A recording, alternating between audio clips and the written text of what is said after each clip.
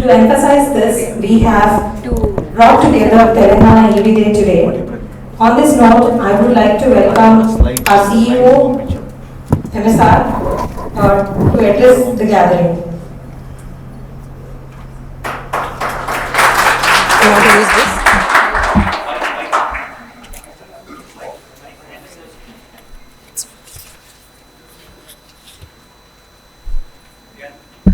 I use this, right? I use that photo.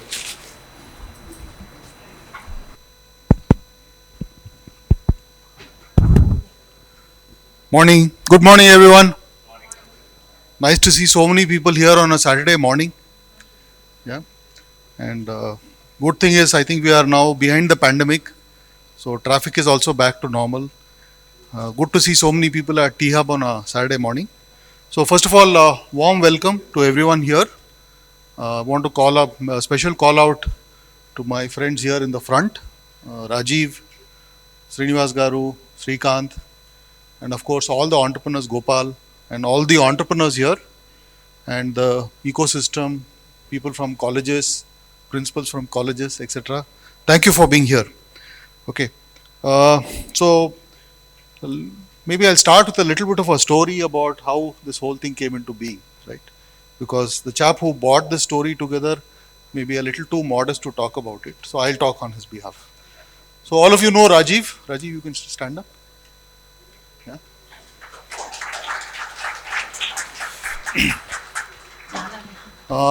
So I met Rajeev, I think about 4 or 5 months back, right? So, and Rajeev is a hustler. Okay. So Rajeev came and said, MSR, we must do something about EV. Okay. So I said, tell me what you want to do.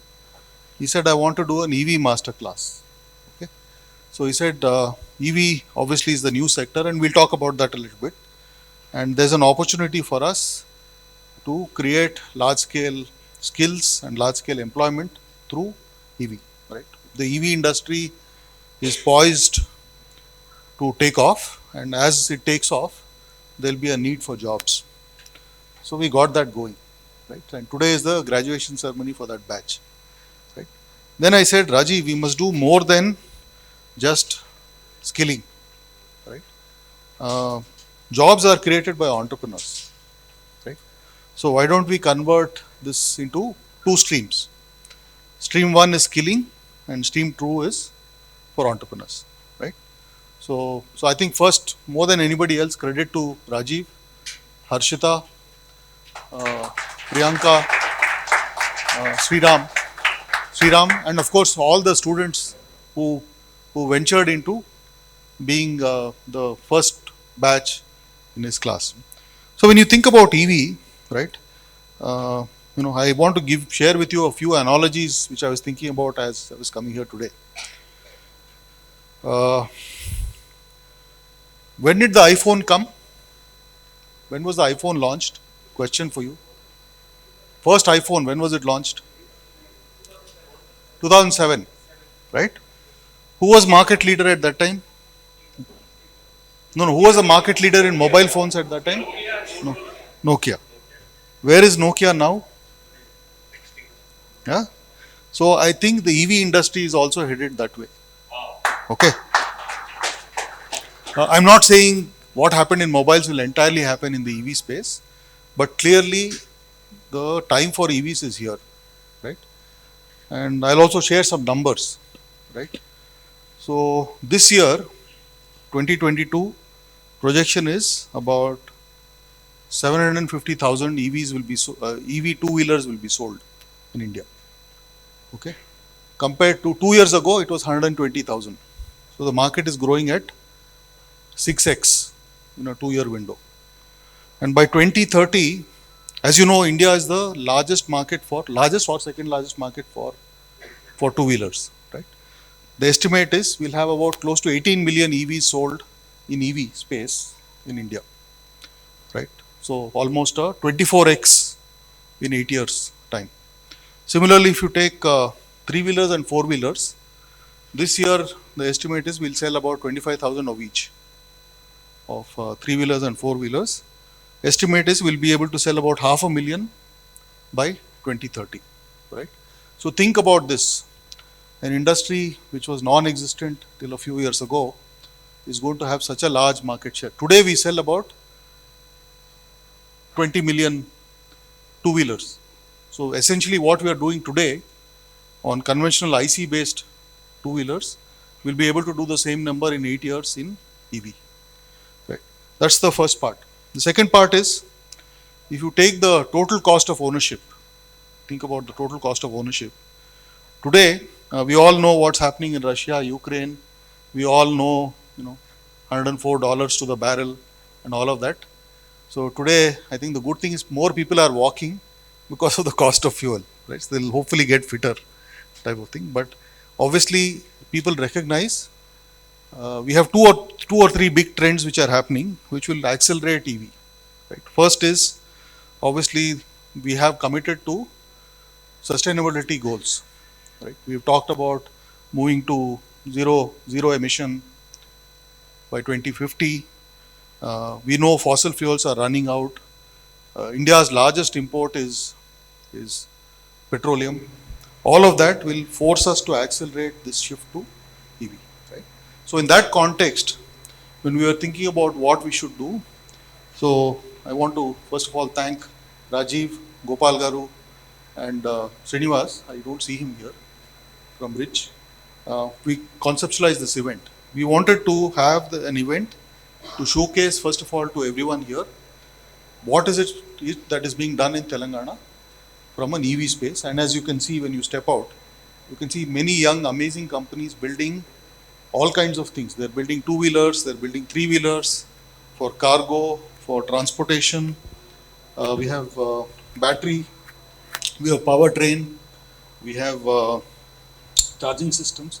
So pretty much all the key elements of what is required to build a world-class innovation ecosystem around EV is starting to happen here in Telangana, right? And we thought this opportunity today to bring all the players together, right? Which is entrepreneurs, industry bodies, Srinivas Garu, and of course people who are going to play a big role in educating both from an entrepreneurship lens as well as from a skilling lens, right, is critical.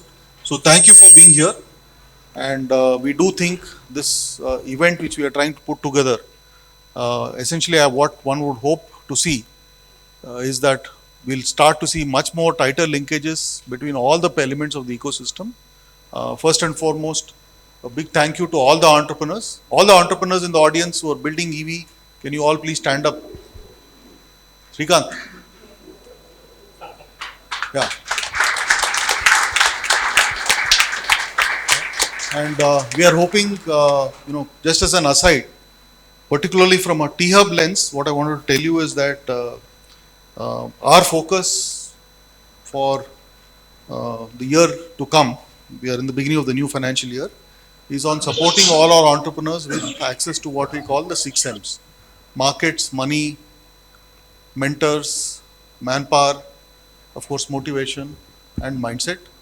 And I want to just call out specifically one entrepreneur who's sitting in the back, Srikanth.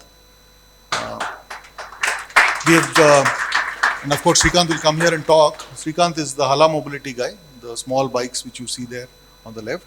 And I think we played a small role in helping Srikanth raise capital. He raised about 2.5 crores. So we really want to essentially support the entrepreneurs to, as they build and scale. We all know entrepreneurship is tough, and whatever we can do to support our entrepreneurs to scale to the next level with the support of the ecosystem is what we're here for. So look forward to the rest of the event. Thank you.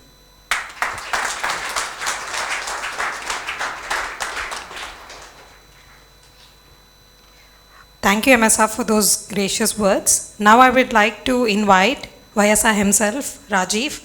He is the Chief Mentor of EV Masterclass, Vice President Business Strategy, ETO Motors. He is the man behind all this event. He has supported us throughout, especially in the EV sector and all the programs that we do under sustainability. Over to you, Rajeev. Thank you. Thank you, Priyanka. Thanks a lot. Very good morning, all of you. Just to say, I could not sleep last night Not that I had any health issues, but it is out of excitement. Because I'm sure our parents would have studied in their textbooks that India was a developing nation. And we, of course, studied the same. Probably if we do not act now, maybe the next generation also reads the same in their textbooks that India is a developing nation.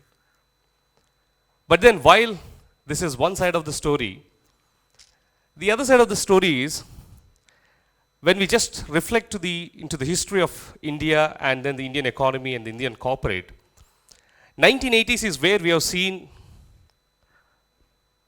a mafia of computers industry.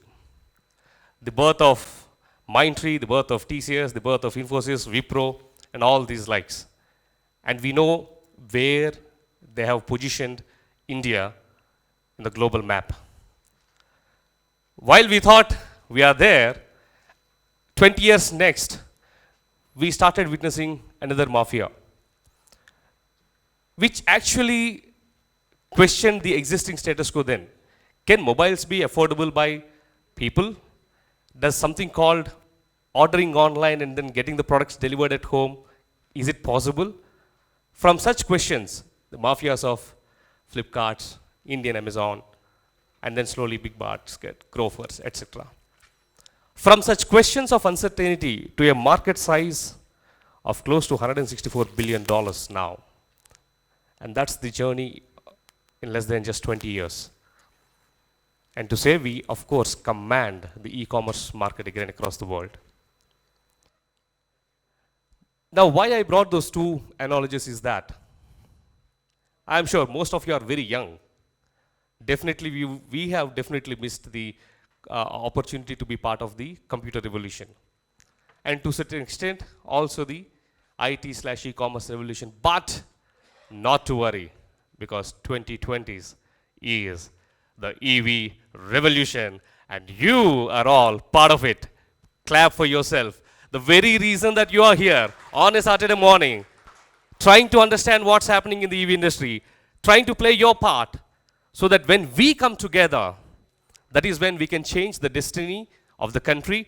That is when we can change those lines in the textbooks that India is a developing nation, but India is a developed nation, leading the world in multiple things. And if at all there is any country that has the capability and the capacity to be not just the global market, but also be the global hub of manufacturing and R&D in terms of EVs, that's none other than India. And reports say that by 2030, overall, I would say automotive market would be at around $300 billion US, and where EV market alone is expected to be at $206 billion US. And the reports from Niti Aayog also says that EV as an industry would create 50 million jobs. But I would always like to reread this particular sentence. I would say, for India to be the leader in the EV industry, India needs 100 million hands. And out of those 100 million hands, I see some of the hands already here who are taking that part in taking India forward in EV revolution. Thank you very much. There cannot be, I would say, words through which I could actually express my happiness, gratitude, and thanks, because I started my journey into EV industry almost 4.5 years ago when IKEA was in India, and you all know, right? And Gati was the last mile delivery partner for IKEA. There was a mandate to deliver the products through EVs because IKEA was part of EV 100 campaign. That was when I entered this particular EV industry, and my good friend, where is Raja here? Raja, can you please stand? So, he is Raja for you, the founder and CEO of Guy Motor Works.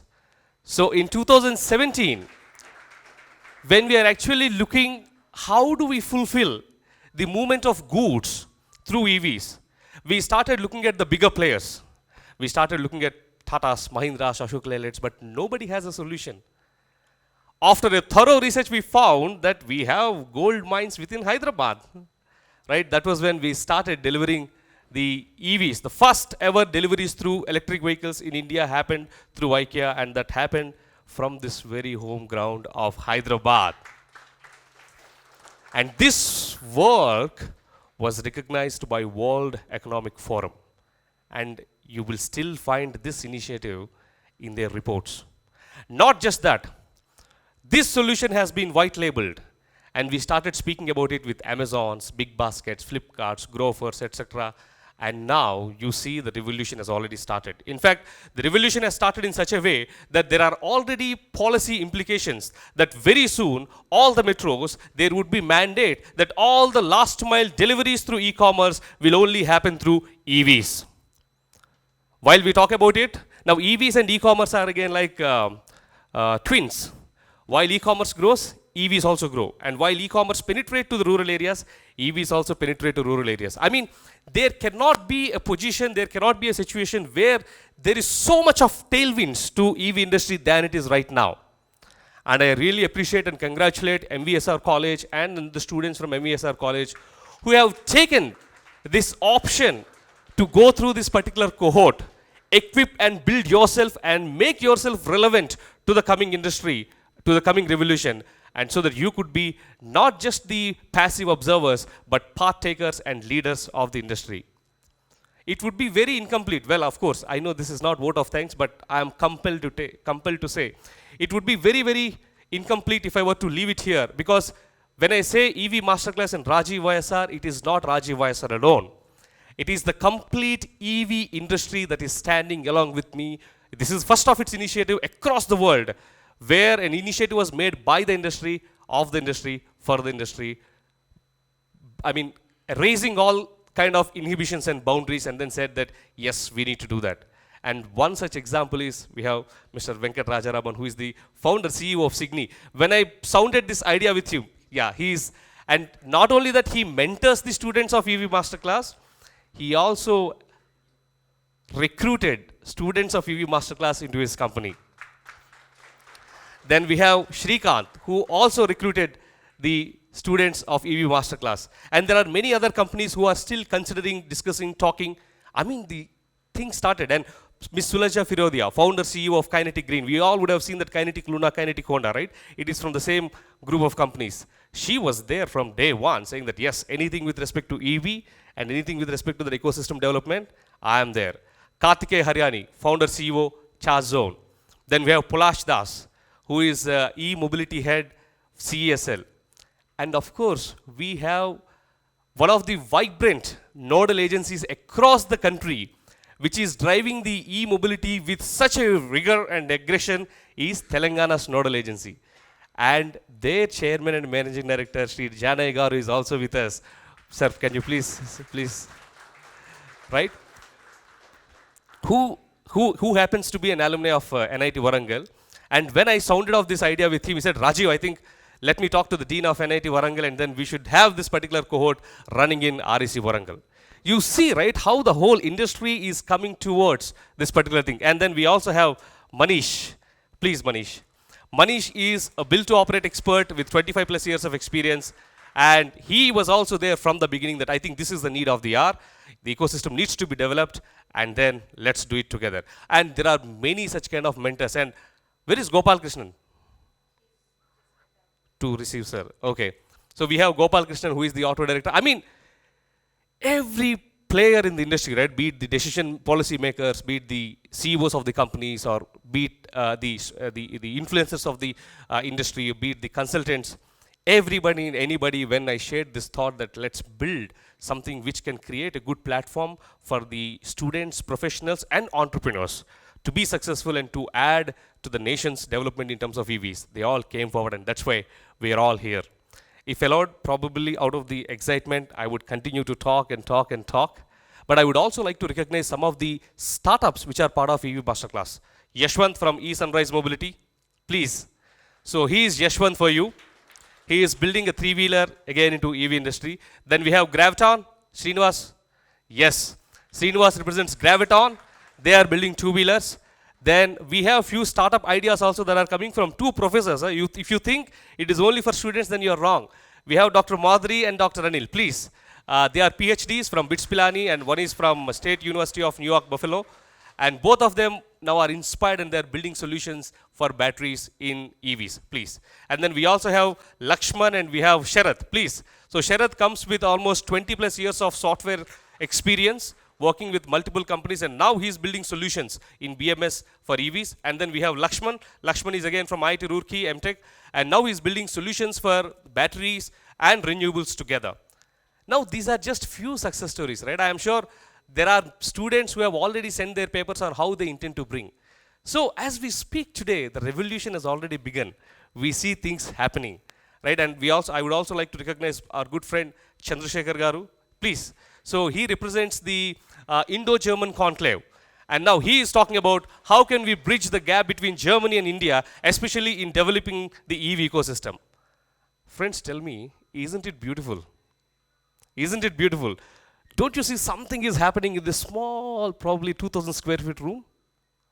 And I'm sure few years from now, we'll all reflect upon this first Telangana EV day and say that yes, we were part of that particular day and we could see the industry flourishing and booming. And of course, FTCCA, I'm sure you're all aware, right? It is Federation of Telangana Chamber of Commerce of India.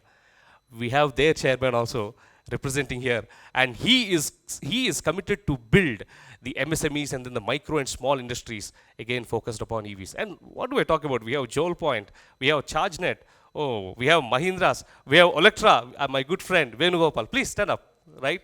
So he heads the new initiatives at Electra Green, Hyderabad-based electric bus manufacturing company. I mean, if I were to talk about, there is a beautiful participation and representation across the industry. I will reserve some of my words towards the end. And thank you very much, all of you, for coming, and handing it over to you, Priyanka. Thanks a lot. Thank you, YSR, for setting the context and making the gathering understand the purpose of today's celebration and the vision ahead, right? Thank you for those inspiring words.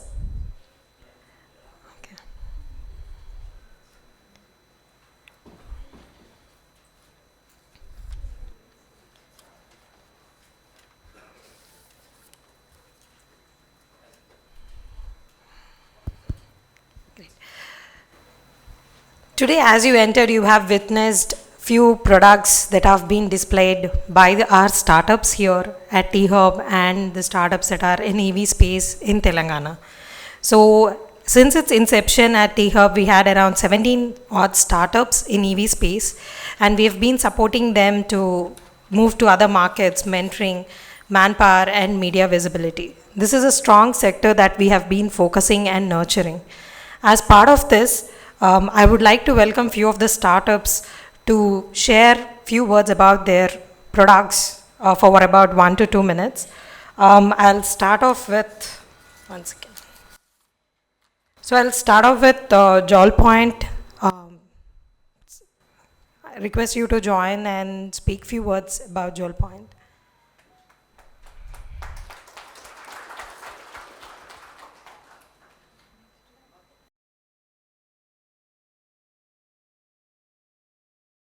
Thank you for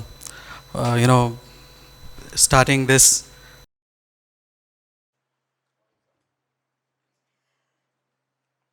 Today, as you entered, you have witnessed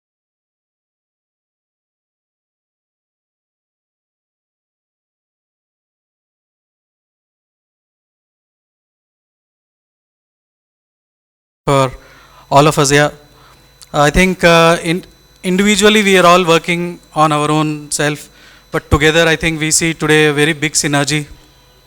Thanks for the government initiatives. We have a small EV, if you can just play that. Is a electrical charging station. We are a manufacturer. We are also service provider. We have 2 manufacturing units. So we have AC and DC chargers. We have right from 2-wheeler, 4-wheeler, 3-wheeler and bus chargers manufacturing. Global warming, which is threatening and challenging our very existence. The blast in the increase of automobile usage on the roads and consumption of oils exasperated the pollution in huge way With these alarming facts, an alternative from that crisis became inevitable. And seamlessly, electrical vehicles evolved in our world of sustainable mobility. Go green, go electric has become a slogan of the day. We want to build India as a driver in electric vehicles. Our Honorable Prime Minister Shri Narendra Modi ji by now showed his solidarity and priority towards the usage of electric vehicles on a large scale all over India. We will soon put in place a stable policy regime around electric and other alternative fuel vehicles. This is the Namo Nation's motive today. The government aims to make India a 100% electric vehicle nation by 2030. To align with our nation's motive of creating direct and indirect employment to approximately 10 million people, it is highly needed to promote and encourage the switch to EV vehicles by having a robust charging infrastructure. The EVs currently available are facing problem with poor charging infrastructure. Exactly right here, Joulepoint comes on board. We, Joulepoint, emerged out of young entrepreneurial brains, inspired with Modi ji's dream of Make in India. Exactly and affordably took a step ahead and surfaced the startup. Joulepoint is a Telangana-based startup company from Hyderabad, aims to build a nationwide network of EV charging stations. Joulepoint Private Limited Company started its journey 2 years ago with a great intention and aspiration of bringing a transition and revolution in the automobile sector. The founder of Joulepoint, Mr. Rajesh Kanakagiri, is a highly positioned technocrat managing an internationally acclaimed reputed company's legal and global security team technical delivery, ventured onto the track to carry on the baton. Thank you, THub. We are incubated as part of ASC THub Foundation and got great support on various aspects of journey. The dynamic, energetic, enthusiastic young team of Joulepoint raced on its way and today stood straight and tall in the market of electric vehicles, charging points and stations. As an enterprise, this startup is the manufacturer, service provider with app services and roadside assistance. The apps are quite easily accessible in mobiles and websites. Its mobile app tracks the vehicle's progress, savings, distance covered efficiently and smoothly. Joulepoint is a one-stop solution for any electrical vehicle on the road, ranging from two-wheelers to 3, 4 and even 6-wheeler trucks regarding charging the power. Artificial intelligence has been induced in functioning of Joulepoint at every juncture. Today, Joulepoint is India's most robust network of charging stations. Esteemed customers of it include South Central Railways, TS Redco, GMR Hyderabad, Green Park, Oakwood Hotels, Haritha Resorts, mega shopping malls, highways, and even recently Joulepoint extended its services with its charging stations at Chinnaji or Swami Ashram, Mochintal in Hyderabad on the occasion of Statue of Equality inauguration. Our model helps generate revenue for individuals or hosts who own the charging stations with parking lots. They can be managed by Joulepoint or its approved vendors and partners. The extension and expansion of Joulepoint all over India through the highways, thanks to the Union Minister of Road Transport and Highways, Shri Nitin Gadkari sir, for his invaluable initiative in connecting India with extraordinary highways. Joulepoint is expected to be at every 100-kilometer point, spreading everywhere, charging power and rejuvenating India.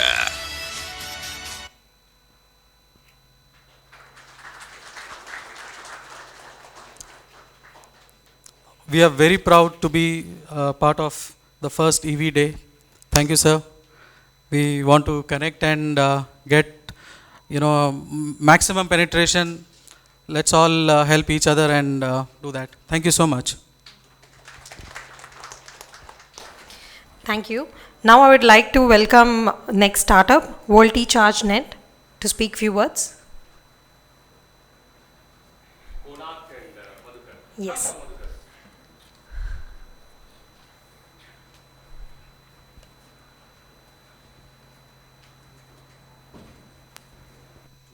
Minutes just. Yeah. Hello. Thank you for the Telangana government. So for all initiatives, I appreciate effort taken by Jayesh Ranjanji as well as Janaya Garu. So I'm in touch with Janaya Garu. They are helping a lot. Okay. We are a new startup. We started almost 2 years back, focusing on a two-wheeler charging. As of now, we installed more than 60 residential and commercial places in Hyderabad. We are expanding rapidly. We have offices in Gurgaon and as well as in Bangalore. Delhi, we have more than 30 places and Bangalore of 50. So our target for this year in Hyderabad is 1,000 stations. We are mainly into AC charging and domestic two-wheeler charging. We want to establish a charging zones in a parking lots so that all the residents can charge and they can easily pay their bills. Now there is a lot of problem for infrastructure in parking areas, and we are creating that infrastructure for all multi-flat and as well as individual houses. Thank you everyone. Speak few words.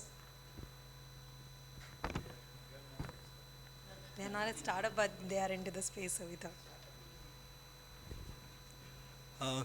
Good afternoon, Jayesh Ranjan sir. Good afternoon, Jayesh Ranjan sir. Good afternoon to all respected dignitaries, all respected guests, and all my fellow colleagues who are representing the EV industry. Thank you for inviting us, first of all. And thank you to THub, thank you to Government of Telangana, thank you to EV Masterclass for actually preparing. I was reading through yesterday that, and Harshita was also telling me how the new talent is being encouraged to join the EV industry and showcase their talent at the highest level. So yeah, I represent Mahindra and Mahindra Limited for the last mile mobility department.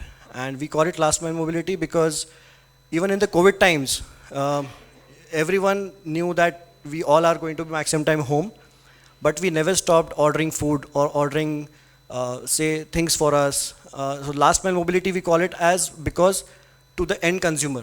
So as an end consumer, when I am home, and I want something, I am the end consumer, I am the last mile. So that's how we represent last mile mobility. We have got two products which are there for the display in the parking area. And I would like to invite you to see that product. We have one passenger vehicle, which is the Mahindra Trio passenger vehicle. We call it Mahindra Trio Auto. And the second is the Mahindra Trio Zor, which is the loading vehicle, the cargo vehicle. So both the products are there. We have got the Mahindra Trio Passenger has the 55 km/h speed, maximum speed, and a 130 km range, which is a certified range. In fact, 130 km range. And the Trio Zor having a capacity of payload capacity of 550 kg. And the charging time for both the vehicles is just 3 hours 50 minutes. And it can be charged at any household plug, which is the most important part, because the end consumer who is there is at his house where there's a very limited facilities generally, and it is very much aimed at giving them the opportunity to earn. And that is what is important, and the vehicle runs very economically. So I invite you all, and thank you everyone. Thank you Government of Telangana, thank you THub, and thank you EV Masterclass for inviting us. Thank you very much. And I would remember 9th April now as the EV Telangana Day from now on. So yeah, thank you. Thank you. Now I would like to welcome RAP Eco Motors. Good morning, my dear friends. My name is Pramod Chabria. I represent a company called RAP Eco Motors. The first thing I would like to thank THub and all of you for being present and me being invited to speak to all of you. Thank you very much for the same. And I am very proud to say one thing, that we manufacture three-wheelers which is 100% Indian. There is absolutely nothing in it which is Chinese, including the differential braking system, total 100% Indian. I am glad Mr. Jayesh Ranjan was kind enough once to come down from his office and have a look at our machine when we had gone to meet him.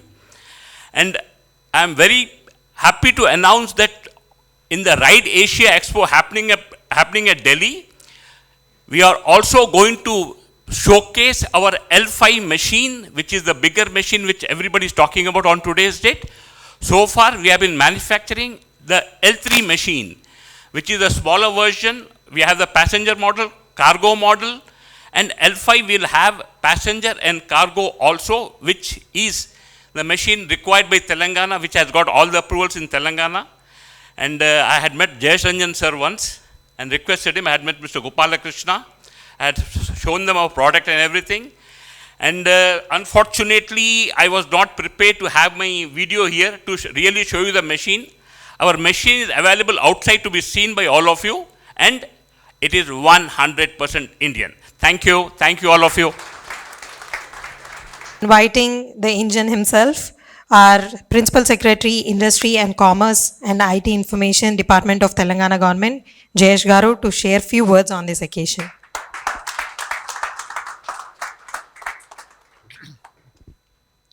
Thank you. My greetings to all of you. Also, apologies that I joined a little late, but I'm very happy that I'm here today. I get a chance to understand the richness of our EV ecosystem.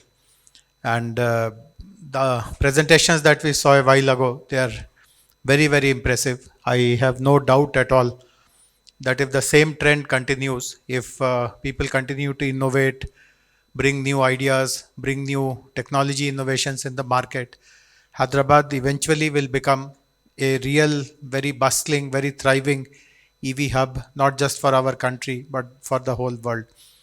EV's popularity is rising day by day, and it is also getting aided by lots of global and domestic kind of factors. All of us know that the alarming rate at which petrol and diesel prices are rising, that also is causing lots of concern in the minds of people who drive a petrol vehicle or a diesel vehicle.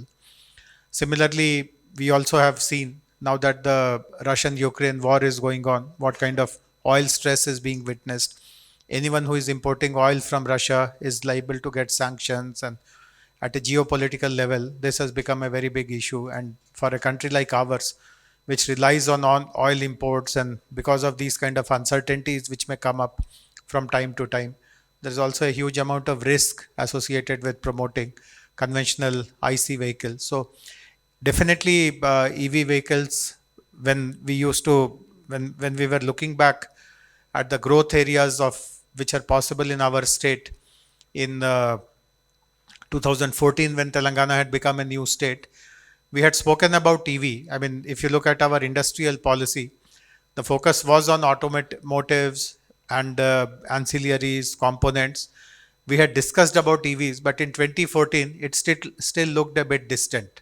It was not immediately kind of clear that EVs are going to make such a huge impact. But things have changed dramatically in the last 3-4 years. And now wherever we speak about automotives, we always mention that automotives includes EVs. And one other remarkable thing about Telangana is that we also give huge importance to batteries, the storage, energy storage, because EV, of course, as all of us would know, a great component of EVs is the storage facility itself.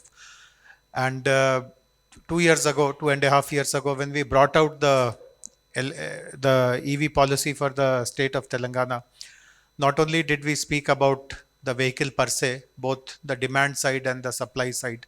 How do you create more adoption of EVs? How do you encourage manufacturers of the OEMs, the component manufacturers, to look at Telangana? But we also spoke about storage. And most importantly, we also spoke about R&D, because EV, as we all know, is still a area where there is lots of learning happening. Technologies are improving very, very rapidly, but new challenges are also being met. So lots of innovation is definitely required, and the mobility ecosystem that we are putting together, that encourages lots of innovations to also happen. And I'm very happy that today, as a part of the EV Day, we are witnessing bright ideas, bright products and solutions which have been created. There are 3-4 areas which I think we still need to do a little bit of more research. some of you may be aware that particularly in the last, let us say 30, 40 days, 40, 45 days, few accidents have happened of vehicles catching fire. In fact, fortunately, nothing has happened here in Hyderabad or Telangana, but I guess one happened in Bangalore, a couple of them happened somewhere else. So 4 or 5 accidents have happened. And if you really probe into what is happening, it is the batteries which are kind of overheating, and then they're catching fire. Of course, there are some basic precautions which people need to take. For example, not to charge the battery immediately after a long drive, or not to keep the vehicle exposed to open sun, because in India, as we all know, summers get really very hot. But we also need to do some more research on how to ensure that the batteries that we develop, they are more resilient to the Indian weather, particularly the summer weather. And we also need to do more research on the chemical composition of the batteries. PLI scheme, as some of you would be aware, which has come out for advanced chemistry cells, ACC. That is a step in the right direction. So I know for sure that in Hyderabad, for example, I don't know whether they have been invited to this event, but please stay connected with them, because they are a very important member of the, potentially they are a very important contributor to the advancement of knowledge. DRDO has an institution in Hyderabad called ARCI. And I have actually attended a couple of their events in which ARCI has done development of new generation batteries. So unlike the lithium iron, they also they have now developed LFP. So an element of phosphate also has been added, and I was present when the technology was getting commercialized. So they have the potential and the wherewithal to do much more research and guide some of our other startups who are interested in advanced chemistry to look at their, get help from their labs and from their expertise, etc. So battery is definitely one area. In terms of design also, in fact, I have been very fortunate that particularly in the last 1 or 2 years, companies who have come up with new products, new solutions, they have invited me for their product launches or some demonstration, etc. And I've been very impressed to look at the designs. Every design that I look at seems it has been crafted with so much of creativity, so much of imagination, keeping the requirements of the customers in mind. But there is no end to it. Our people are doing great job. But when I also look at some of the international models and all, I still notice that there is a possibility of catching up and even doing better. So this is something which we also need to get into. One other area where I feel much more focus is required, and my colleague Gopal Krishna is working on it. When we developed the electric vehicles policy, we somehow missed out on the bicycle section. We spoke about two-wheelers, three-wheelers, four-wheelers. In fact, we are one of the first state which has a policy on tractors also. And I'm happy that companies like Celestial, isn't it? They manufacture tractors here. Similarly, Mahindra's, I don't know when will you start, but your senior leaders have been telling us that when you start manufacturing your own electric tractors with the help of that Japanese, the Mitsubishi technology transfer that you are doing, that will happen here only in Telangana, though I don't know when will you actually start. But as I said, we are one of the states which has covered rest of the range quite adequately, but for some reason we missed out on bicycles. And that is also one area, because bicycle usage is across various kinds.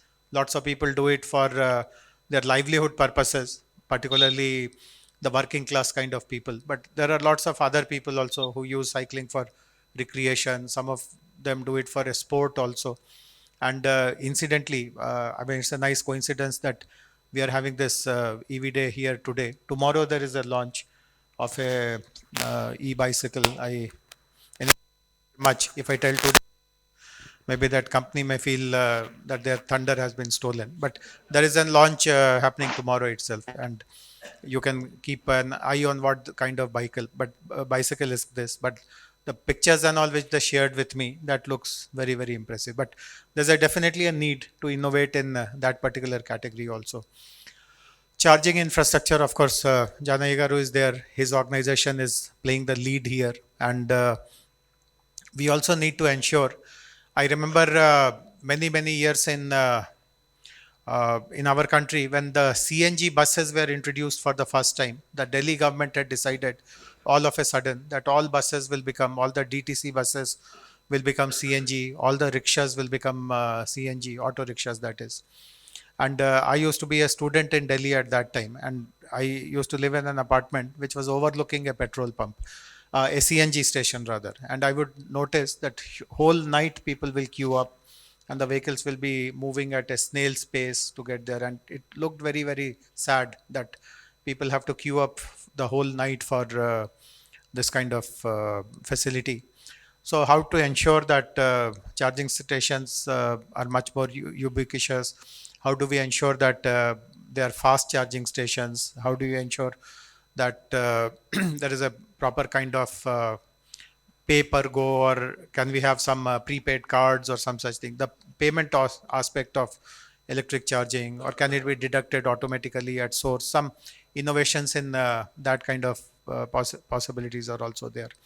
How do you also ensure more and more usage in the ride sharing kind of opportunities that people are witnessing? So whole range of open-ended issues are there, but I'm very happy that the entrepreneurs community, the innovators community, the startups that is, they have shown interest in this area.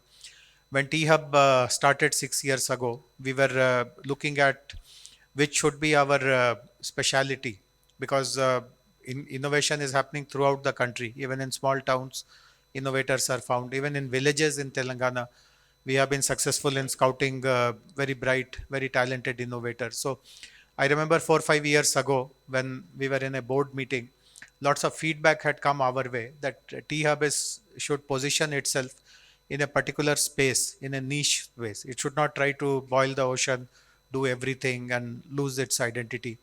And we were looking at which are the areas where we should kind of concentrate. So life sciences is very obvious because Telangana is the life sciences hub.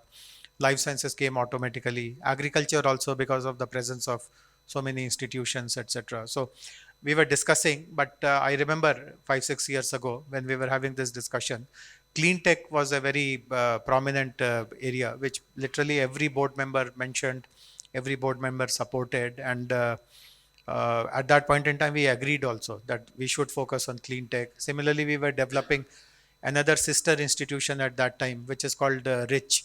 I don't know if they have been called for this program or not.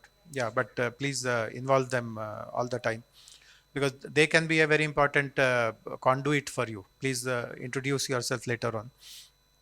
RICH is a government institution. While you are familiar with THub, which is nice, but there is a sister organization called RICH, which also operates out of THub. RICH stands for the Research and Innovation Circle of Hyderabad, RICH.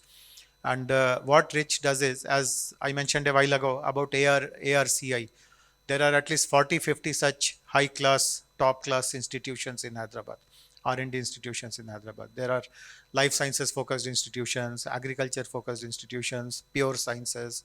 Of course, lots of defense labs are here, as I mentioned. So top-notch institutions, top-notch knowledge centers, R&D centers. But what we have noticed is that a startup finds it very difficult to open their doors because they are all scientists, they have their own mandate.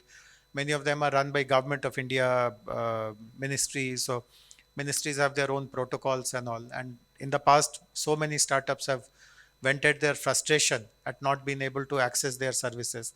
Though they are just 10 kilometers away, 5 kilometers away, we are in the same city, but there is no way in which I can knock on their doors and open those doors.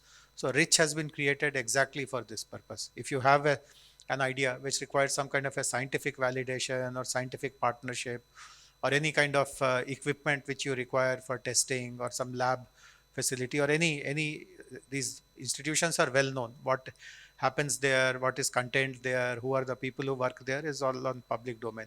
It's all available on RICH website as well. So if at all you require any kind of R&D support for any of your work, then do connect with RICH as well. They will be a very important conduit, as I said, for helping you in your journey. So, but nevertheless, I'm very happy that we have been able to meet like this. Very shortly, many of you who have done stellar work in promoting EV, creating EV products, doing some innovative work, many of you will be honored, and I'll be happy to be a part of the team which will be giving you those prizes along with Janaya Garu, THub CEO, Task CEO and others. And I was impressed when you mentioned that today is 9th April, and let us ensure that we start celebrating 9th April in a regular way, focused on EV. So I second this idea. And best wishes to all of you once again. Thank you. Thank you, sir. Sir, if you can just stay here for 2 minutes. Yeah. So THub and EV Martin, few of the students, young innovators, through our entrepreneurial program, where we are graduating today 40 plus students and EV enthusiasts. So I would like to invite them to collect their certificates. So I would also like to invite Janay Garu onto the dais. Ready? Yeah, they are the students and participants. Anil P.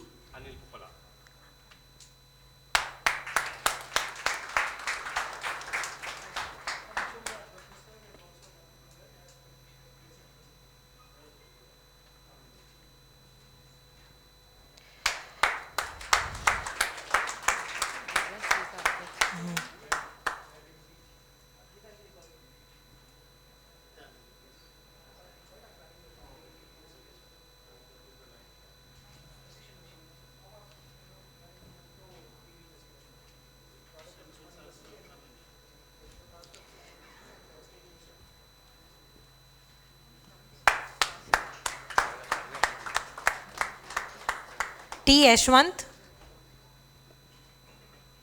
T. Snigdha and T. Yashwant.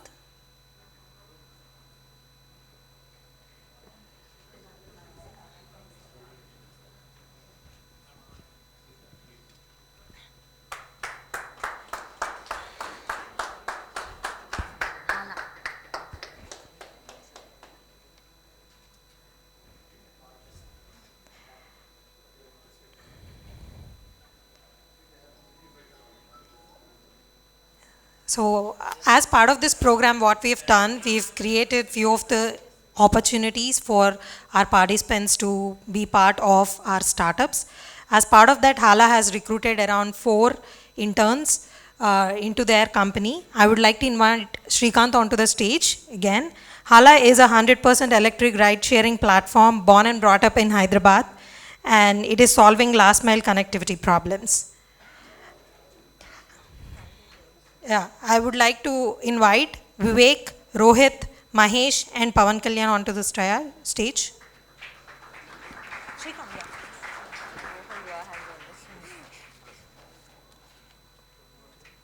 So they are part of this cohort, sir. They are part of this cohort and they have been selected for opportunities with Yes, with Hala and few of other startups.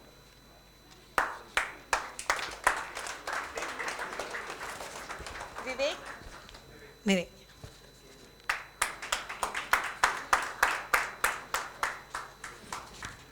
Rohit. Congratulations. Rohit.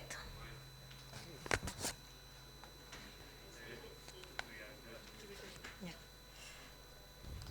Mahesh.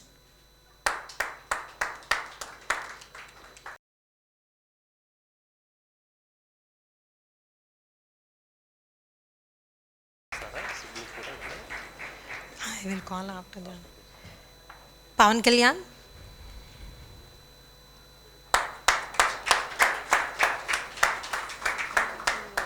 No. Let's talk. Yeah. Thank you, Srikanth. I would also like to welcome Venkat Rajaraman sir from Sydney. They also have offered internship opportunities and employment opportunities to our cohorts participants. Yeah. Surya Teja.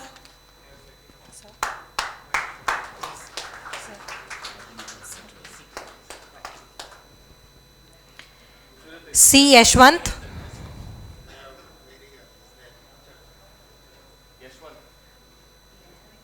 J. Rajender. B. Srivatsava. Rajender.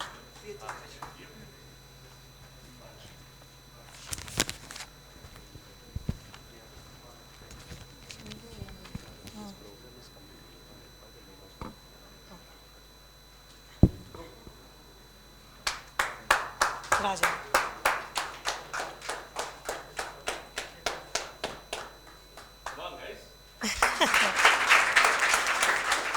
Rajender.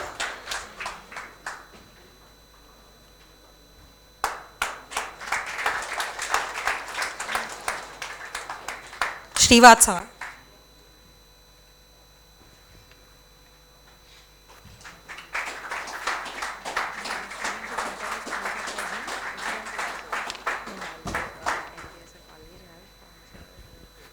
Yes. Thank you, sir.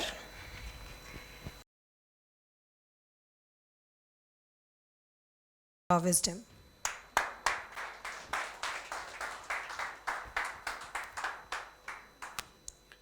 Good afternoon to all. JSR, THub's CEO and other entrepreneurs, ladies and gentlemen.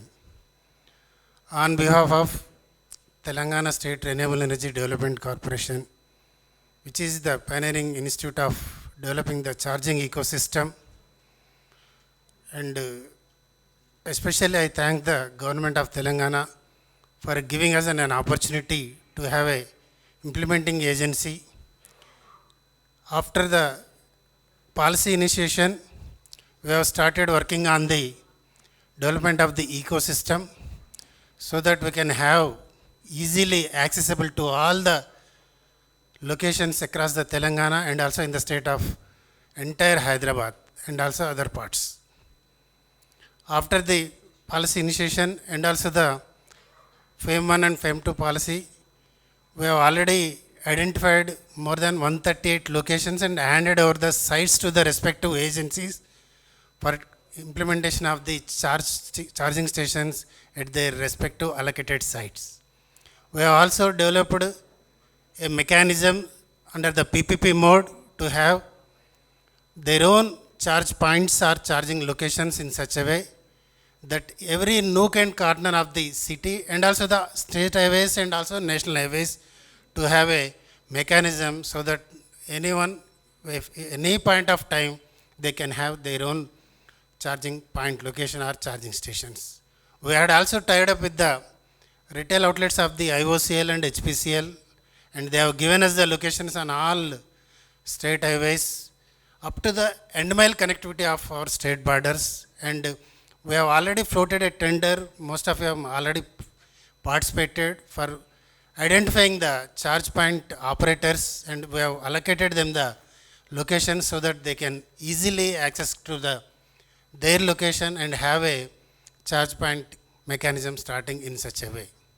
We are also developing an integrated app to have, which will be incorporated all the features, and any citizen can access to that point and they can ask for the location of the charge point, and also if they are interested to have a charge point location, they can also demand creation also will be features also incorporated, and other integrated ecosystems like providing two-wheelers, what are the available in our state, and what are the three-wheelers available in our state, and what are other things available on EV ecosystem for all the transport mechanism, even including e-commerce system also. We are also having relations with the Panchayat Raj department where they are procuring more than 25,000 tractors for their entire villages to have wastage removal in each village of the Gram Panchayats of Telangana state, and there you can have tractors where the producers of the tractors can easily accessible to them, and they can easily shift over to the EV systems in such a way that they can save their exchequer in a broader way. In such a way, Telangana State Renewable Energy Development Corporation very much thankful to the government of Telangana. They have allocated more than 15 crores in this year for purely developing the EV ecosystem in the state of Telangana. Thus by we are moving far ahead, and definitely we more look forward to you to be partner of the implementation of the EV ecosystem in the state of Telangana. Thank you one and all for giving me this opportunity, especially Raju, young budding guy. Definitely we are in the part of this ecosystem, and definitely all colleges should initiate in such a way that they should have their own green business centers in future. They can have not only the EV ecosystem, they can also have renewable solutions also in future that can create huge employment potential, I can say, and you cannot imagine how much potential it is having. Definitely green business centers across in all the engineering colleges where there is a huge potential of the manpower available, and all these trainers can have their own training sessions at their respective colleges. And thank you for giving me this opportunity. Thank you, sir. Now I would like to invite Srinivas Garamella Garu to talk about FTCCI's role in building EV manufacturing ecosystem in Telangana. Sinna, Mr. MSR, Janay Garu, and Gopal Krishna Garu. When Rajeev called me, I was actually taking this as an opportunity to learn, because I come from an old school of thought in terms of traditional businesses. But now, after all the discussions we had last couple of years, a couple of hours, plus the visit outside, looking at all the vehicles there, I feel, at my level, when I've seen last 30, 40 years as an entrepreneur, I've been there, I've sold off my company, and now as a professional, I find that, all these product life cycles have a typical bell curve, right? And EVs have hit that curve where we are getting in from an early adoption to early majority, which is a tipping point. When I think a Brazilian politician way back 13, 14 years ago said the cars are the new cigarettes in terms of emission, in terms of carbon emissions. And that time e-mobility hadn't hit the way it has hit now. But these 12 years, a lot of things have moved, and the inflection point has come, wherein you will see the next 2 decades, like what Rajeev said, it's going to be EV and EV and EV. When technology marries and couples with something called mobility, which is basically 50,000 years ago, we've been mobile from then, we've been moving from continents.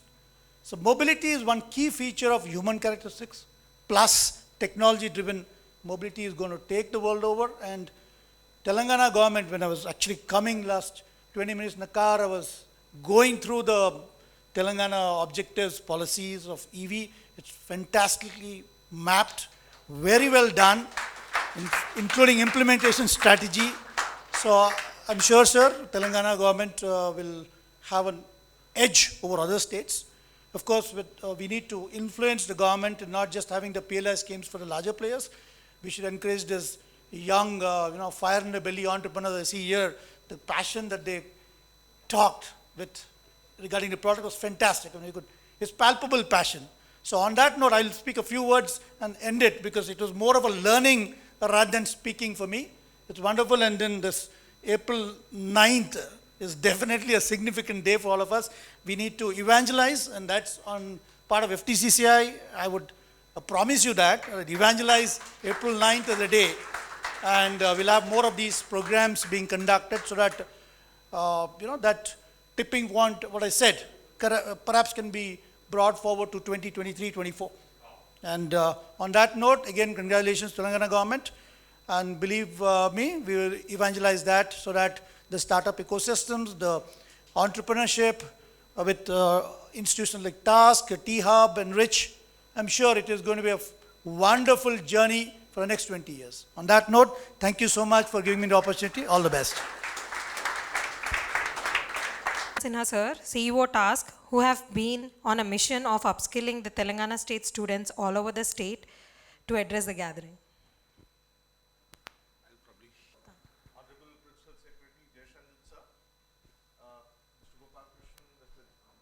Garu and all the other dignitaries present over here today. I think today when we talk about 9th April, I think as Jay sir has said, this should be the EV day for Telangana, and we definitely welcome that, because everything has to have a goal. And I think our goal over here in Telangana is the investment over here of $4 billion and 1,20,000 jobs to be created, which is basically music to my ears because that is what is driving task. We are at the helm of ensuring that the youth of Telangana get better employment opportunities. And that's what task does. Extremely happy to see that already students are looking at it. But when we came across this policy and we said that how can we look at it, we looked at it slightly differently. Of course, we looked at the numbers, we looked at everything else. And it also reminded me in 2006, 2007, I was discussing with my very good friend, Chetan Meni. I don't know how many of you know the Reva car, right? Yeah, it's now Sun Mobility. He has moved on and earlier he joined Mahindra and so on and so forth. But we were discussing over there, and this was a program at IIM Bangalore, where we had launched a program on family business and entrepreneurship. In those days, we were in a different avatar. But at that time, I never imagined that EV would reach these kind of proportions and what we are talking about now. But extremely glad and happy that at least, you know, we are thinking on different terms as far as EV is concerned and looking at how we can actually propel this thing further.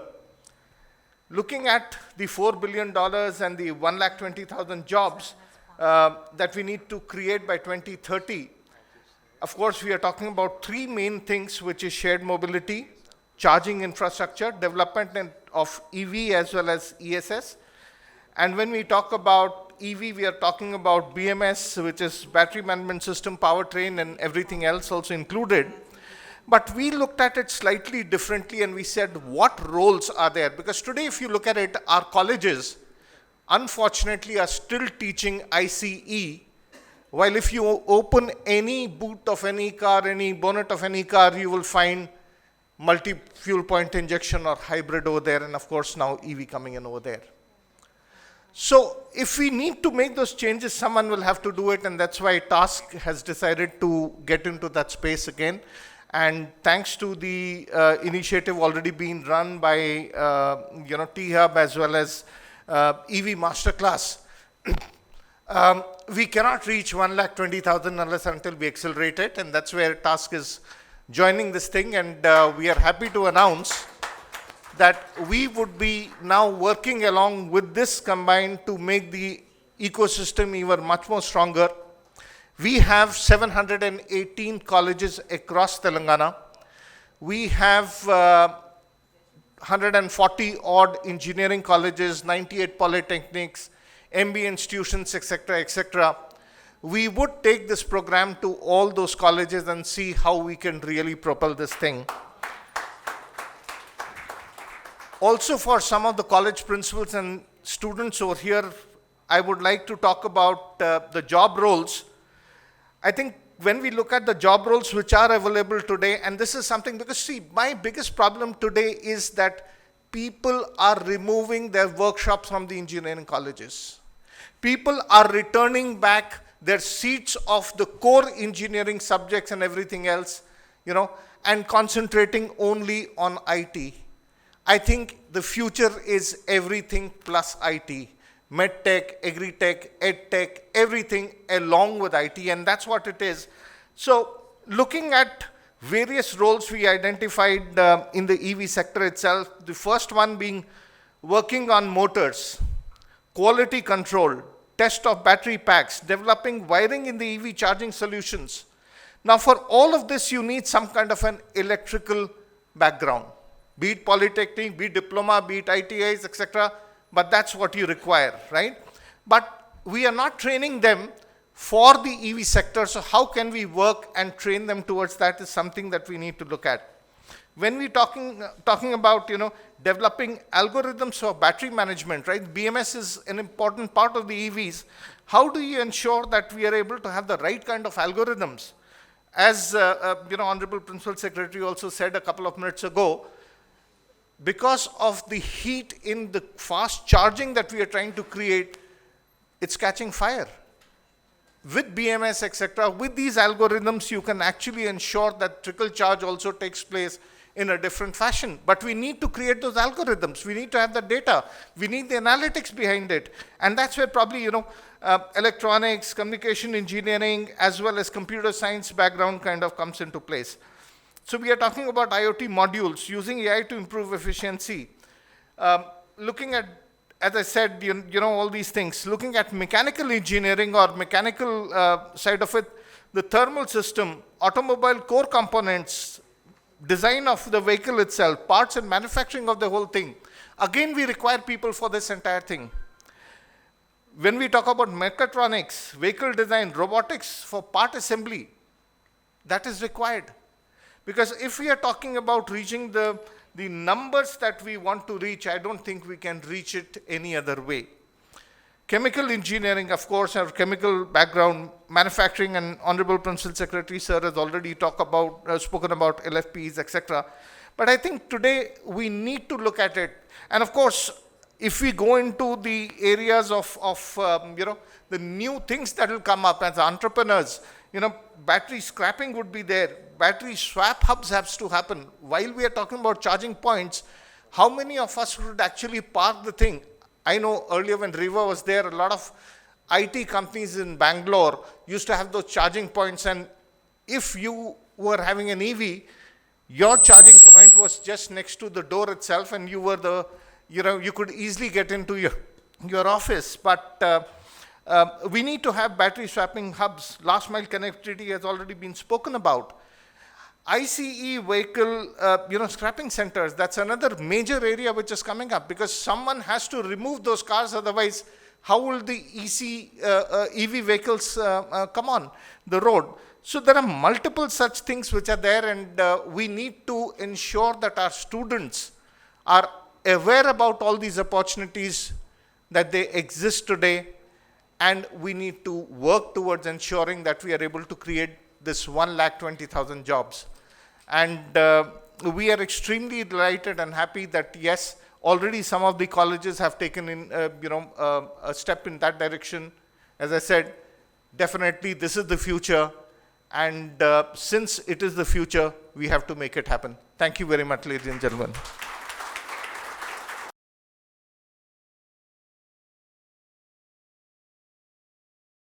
Universities who have taken this initiative. I would like to acknowledge MATURI VENKATA SUBBA RAO Engineering College.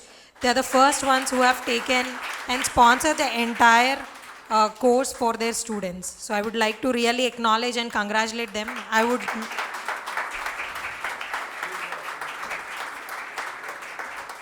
would be happy if other universities also take on this journey to, push more EV enthusiasts into the ecosystem. Now, I would like to acknowledge few people that have supported the program. It's none other than our mentors. Now I would like to welcome Srinivas from Rich to speak few words. Impromptu this time, but I would just like to introduce Rich and the purpose of the organization as a whole.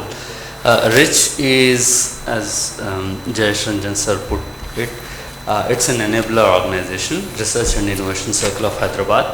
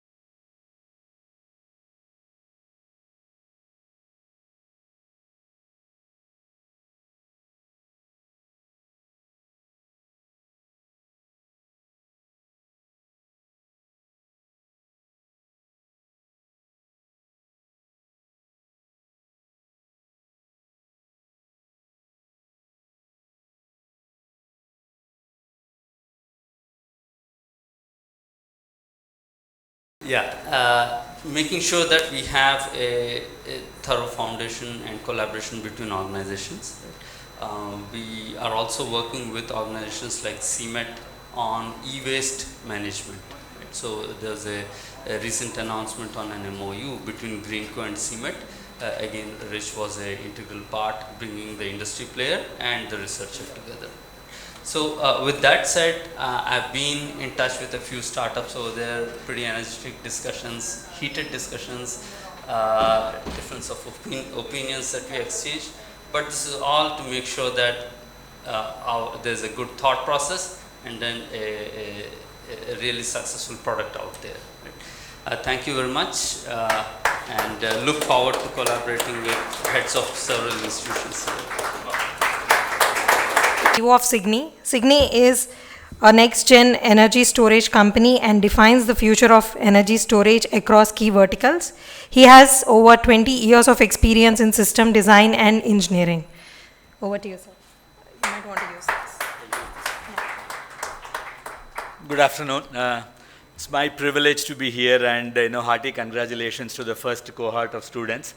I remember Rajeev spoke to me about a few months back, and I had a session that it has been a very enriching experience. I think Mr. Srikanth absolutely articulated the need for this multi-collaborative effort, right? One thing I've been seeing, we are incubatee of IIT Madras about 7-8 years back. Of course, since then we have graduated. But what I see is that when I ask for engineers, especially in the electric vehicle industry, we need engineers who are thermal engineers, who are good at computer-aided engineering, who are good at semiconductor, who are good at hardware. We are good at a lot of software. We find that we don't find that off the this thing from the industry, right? We end up almost first 1 year for us has been training and training and training, right? And clearly we see a need for several such programs, and I truly congratulate Rajeev for spearheading this effort. We need such programs because unfortunately our curriculum takes a little longer to sort of catch up actually, right? So that's one. Number two, we talked about mobility. Mobility, we all use this a famous acronym called CASE, right? Which is connected, autonomous, shared and electric. If you look at it, the connected and autonomous and shared and electric involves lots and lots of IT plus, right? I know that we have been extremely good on hardware and software side of things. Now it's an opportunity to apply that for electric vehicles, right? So today, for example, we manufacture battery pack. The battery packs that we are giving it for electric mobility application is almost like a mini laptop inside that electrochemical device, right? You have a hardware which is a very high-end microcontroller. You have enough and more of memory there. You have a 4G module that communicates with the cloud server. You have a Bluetooth so that you can communicate with the vehicle. The amount of technology that goes inside is truly enormous actually, right? So what it means is that, I know that we talk about China being, a leader in lithium-ion cells. India could be the leader in lithium-ion batteries, right? Because we definitely have, all the required skill sets, mobility plus IT to really lead that effort. I think Mr. Jayesh Ranjan was talking about some of these incidents that had happened in the recent past. I thought it would be, if I do not sort of talk about it for a minute, it would not be appropriate. Today, unfortunately, a lot of these ones are all, as I call it, as almost like a screwdriver technology, right? You import the cells, you import the, sort of a battery management system, and then you assemble it and then give it. Such problems are bound to happen. I truly believe that, for example, we have done close to about 125 megawatt hour of energy storage and powered close to about 35,000 electric vehicles. Most important that is that we could be Telangana could be the safety capital of India, right? We could also be the, capital of energy storage because we are one of the first state which has integrated electric vehicle and energy storage into one. And of course, the state's policy have been extremely good. We are very happy that we are setting up a greenfield project here and planning to employ about 1,000 people here. I truly look forward to, working with you and Thank you so much, Rajeev, actually. Thank you so much. Yeah. Bye. Thank you, sir. Manish Singh, sir. He's a proven serial build operate entrepreneur with strong cross-functional leadership skills, and he has precision for new product development.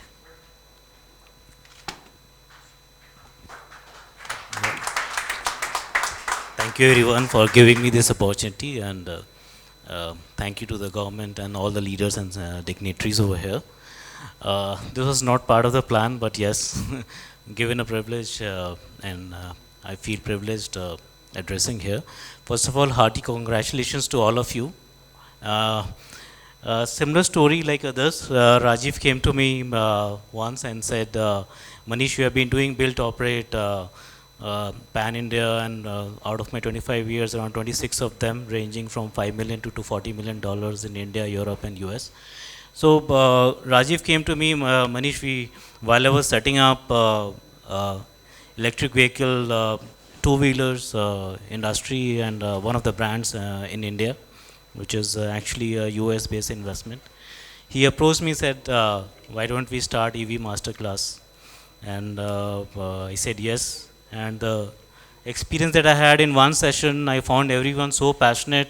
Questions were not ending, and I have to stretch, I think, another 45 minutes in that session to address each one of them. So definitely this is a great initiative, and I do support that, representing industry. And I continue to support each one of you. I'm just a call away to all the participants, which are more important today. As we said, it's about the future. Beyond this, while I've set up one manufacturing for two-wheelers, high-speed and cargo models and low-speed vehicles, and it is all ARI certified. My next move is into contribution in electric vehicle to last-mile delivery. Mahindra Trio that you see outside, over here I see a representation. So I have 53 of them running in West Bengal, Kolkata. I represent that built operate as a CEO of the company. And I have plans to expand that to Telangana and to Andhra Pradesh and also to Maharashtra. I was discussing with Mr. Gopal over here. So contribution from each one of us, pie by pie, cents by cents, will definitely construct the things that we are gearing up for. I'm delighted to share the stage today for that. Some of the problems which are already highlighted by Jayesh Ranjan sir and also by rest of the dignitaries here.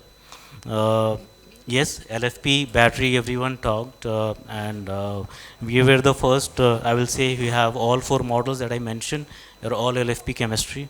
And you will find Autocar Professional covering about the details on technology with my, if you search it out.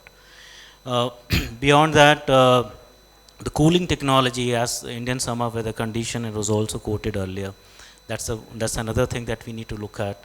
Electric vehicle, while we are doing the last mile, and we are already, very much, be it the manufacturers, OEMs, or service provider, or skill development, everyone trying to look at it. One thing which is actually, creating a problem while the charging infrastructure and till the time battery charging, though we call it hypercharging or fast charging, it takes 3 to 4 hours. Last mile delivery is not about that. You cannot have a gap of last mile delivery with 3-4 hours when you would like to have a better vehicle utilization. It's more of a, the business model issue, which can be solved by having, the battery swap solution in place, which can be, geared up to have extra batteries to a particular vehicle. Those kind of problems are something that we need to look at, and we can solve those problems. So as I was, just like I was, when I was hearing Jayesh Ranjan sir, I was feeling that he's just quoting what I was going through in my mind.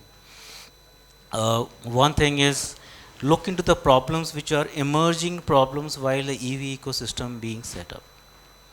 So the emerging problems of the EV batteries having a fire, or last mile solution having challenges of not able to reutilize the same vehicle for the day, while some of those e-commerce companies, Flipkart and e-commerce, have 4 different slots and 4 different shifts.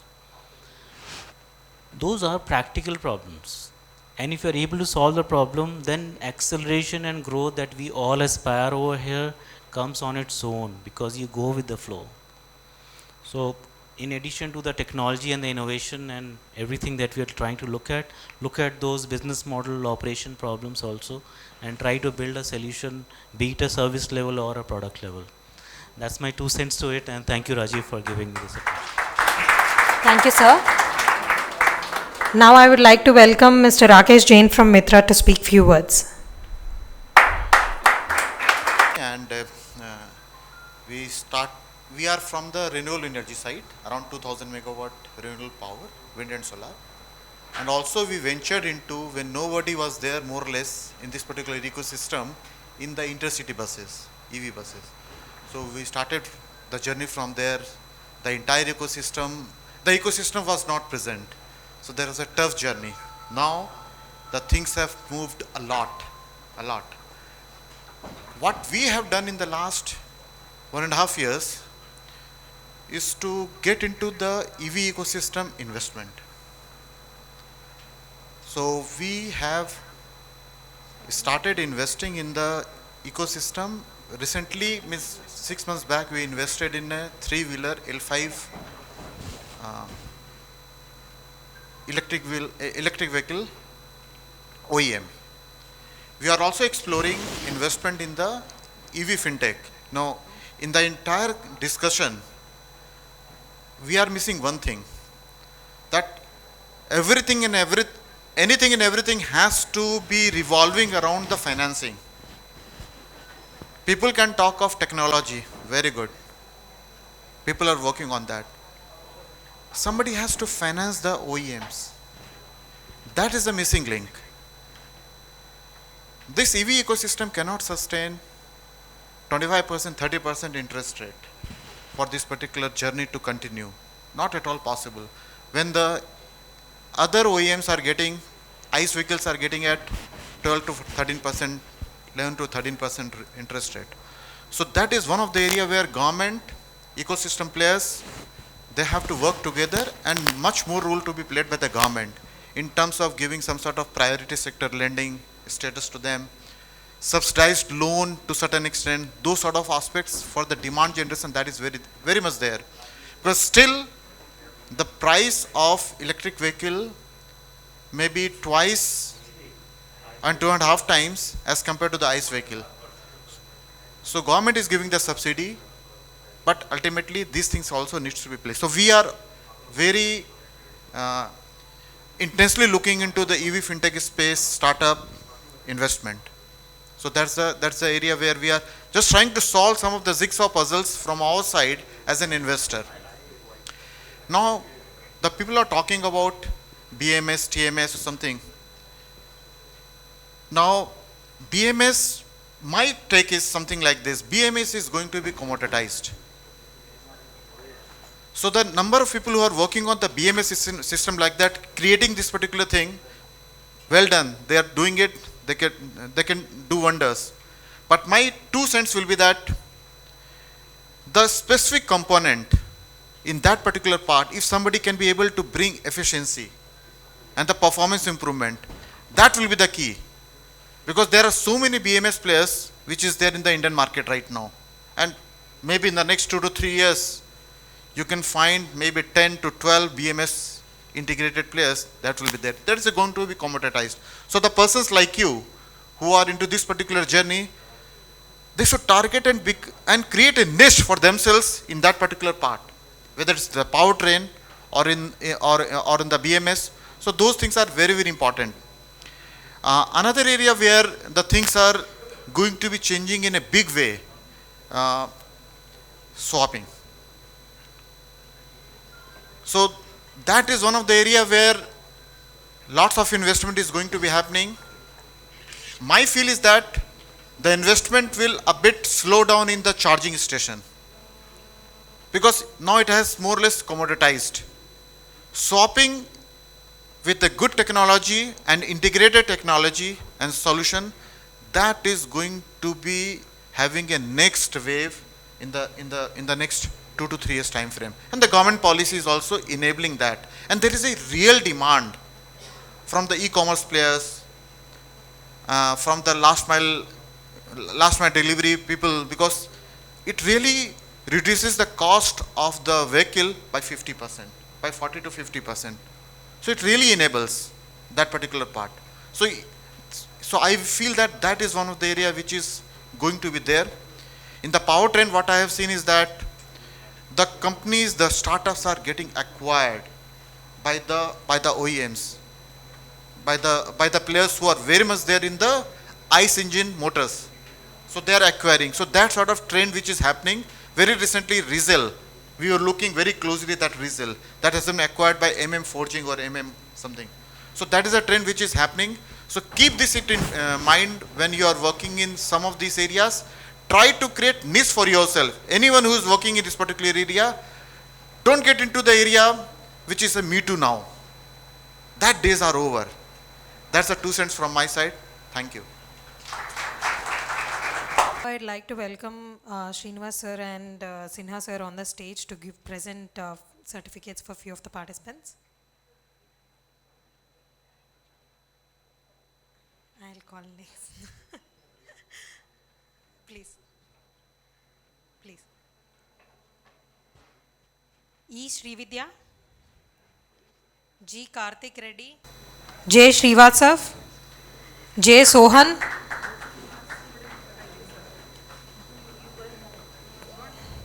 J. Sohan,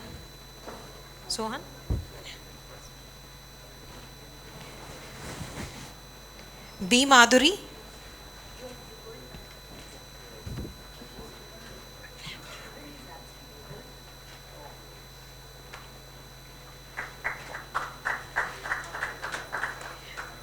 B. Mahesh,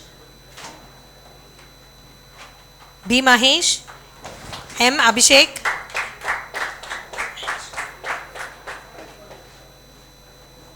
M. Abhishek,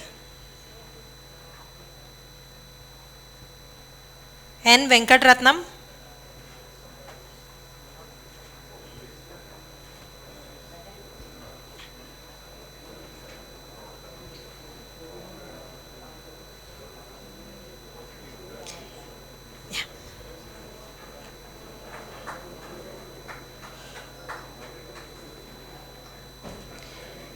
R. Abhishek,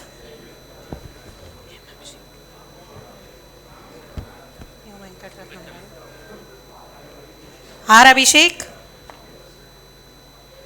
N. V. Venkatratnam,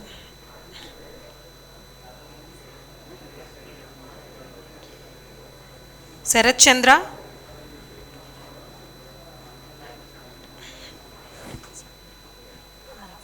one second, I'll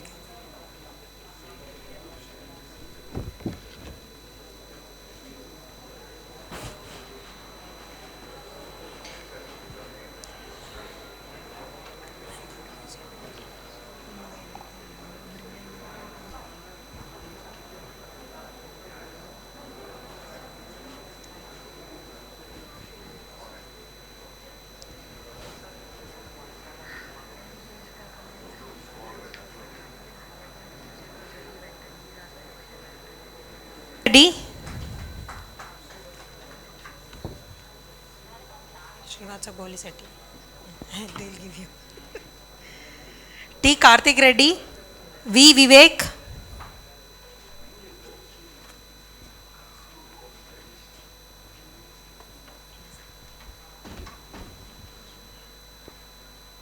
T. Karthik, Vivek,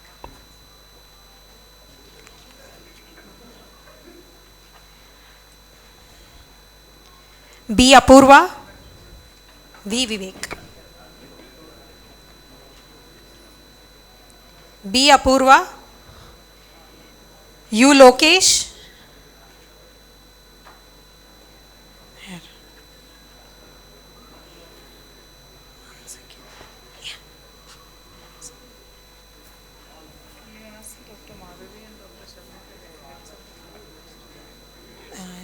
Are they in the room? MSR, Lokesh. MK Rachana, C. Sai Kiran,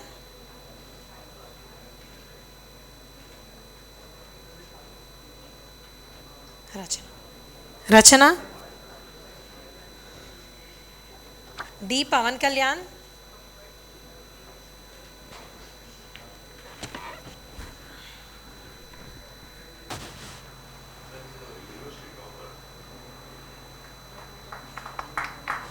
J. Srivatsav, okay. V. Sundar Chari,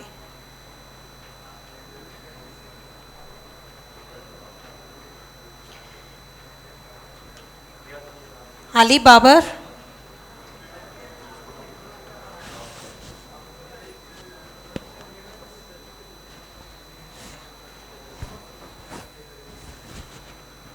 Ali Babar.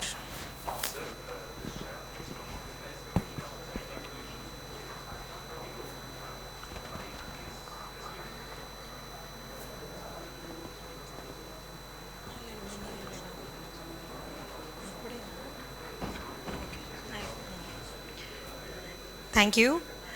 Let's take a small photo break. Request everyone to join us on the dais.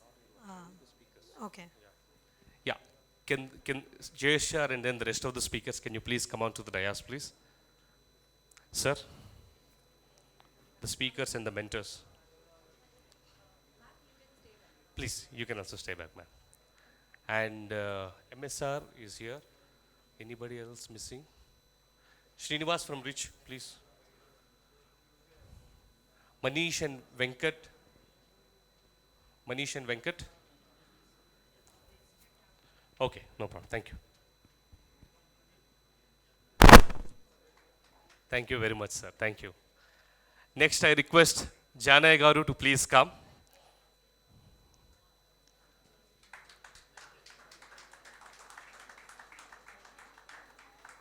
Thank you very much. I request Sri Shrikant Sinha Garu to please come onto the dais.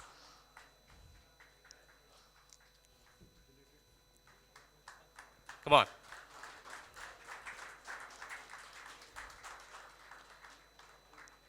I request Manish to please come.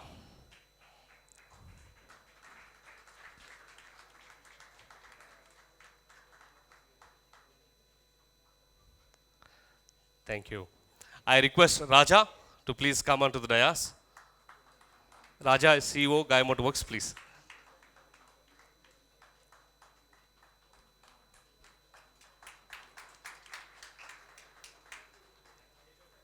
Thank you very much. And sorry, till the execution, while I'm on the stage, the one who is behind is Gopal. Yeah, let's all clap. Thank you.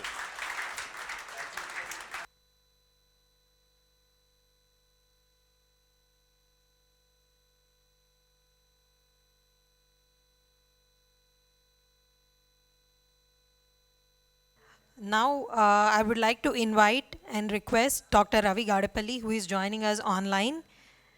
He is consultant with World Bank and UITP, to present a white paper.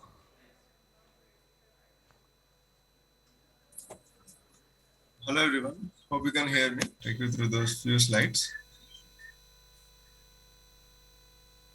Hello everyone, so my name is Ravi Gadepalli. I'm an independent consultant based in Bangalore. So firstly, thank you to the organizers for inviting me to this important event. So I'm glad to see that there are so many youngsters and startups looking at the EV ecosystem in Telangana and how to improve it further. So I'll just take 5-10 minutes to quickly summarize what my suggestions are, maybe to the Telangana government or the startup ecosystem working there. So I'm an independent consultant. My background is transportation engineering. I work on transport projects across the country. And I've been working with Government of India projects on electric mobility as well under the FAME scheme and other schemes. So based on that, these are a few suggestions. I should admit that I haven't worked in detail in Telangana over the past few years, but I'm from Andhra and so I generally know Hyderabad and the ecosystem there. So a few key points before we get into what should be done is to understand the market outlay. So overall, Telangana is one of the more quickly developing states in the country. The GDP growth rate has been about 11.7% before COVID, which is about 3% higher than Government of India or pan-India numbers. And Telangana also has a EV policy which has an ambitious target. There are some incentives like waiving the registration tax, but going beyond that and actually achieving the goals requires a multidisciplinary effort.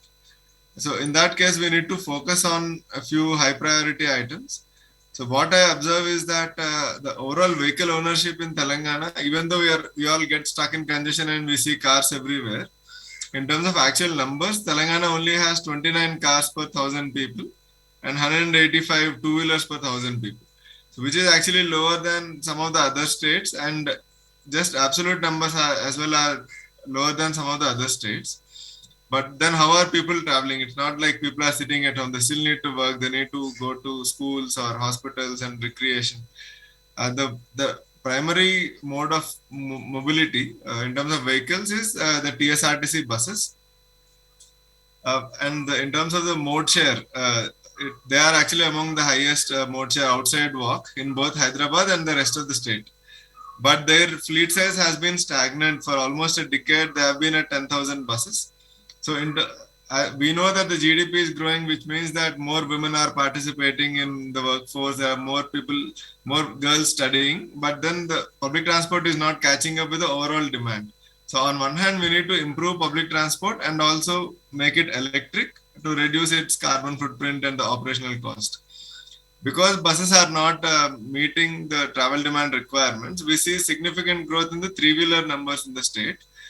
Just between 2016 and 2019, their numbers increased from 2 lakhs to 4.3 lakhs. By now, it must have reached 4.5 lakhs, which is more than a twofold jump in just a 3-year period. So this clearly shows the need for more public transport in the state.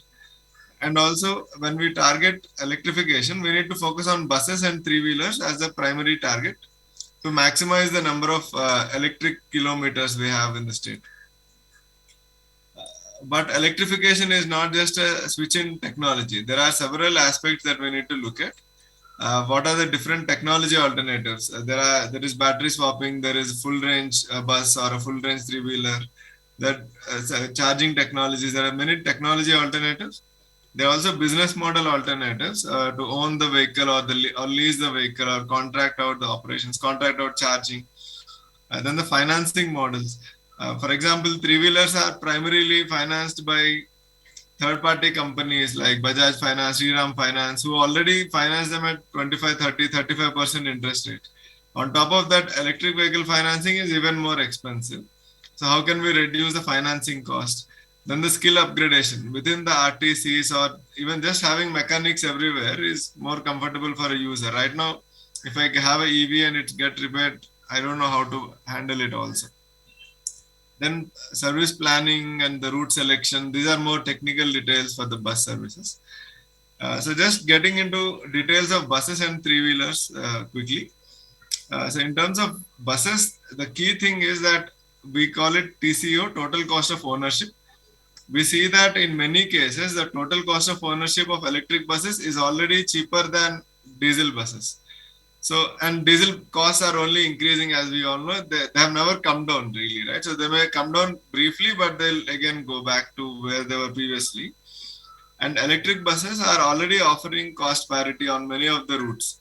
So what TSRTC needs at this point is to actually just allow them to grow and then provide financing to them. Not even subsidies or incentives, just provide financing for transition.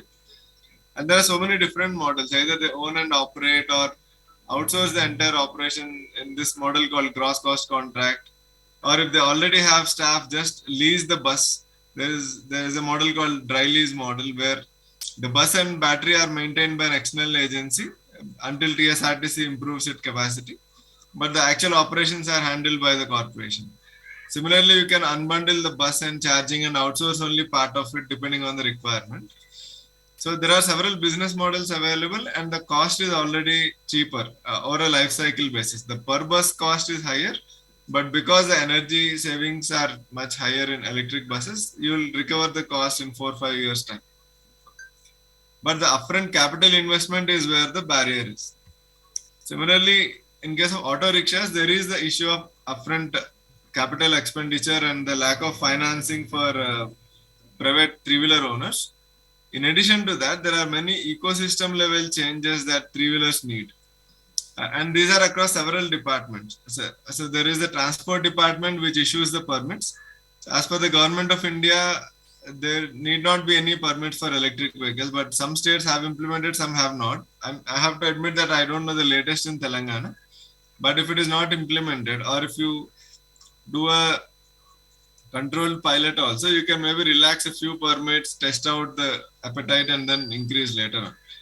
And between transport department and the power department, I think TSRED is the one providing charging infrastructure.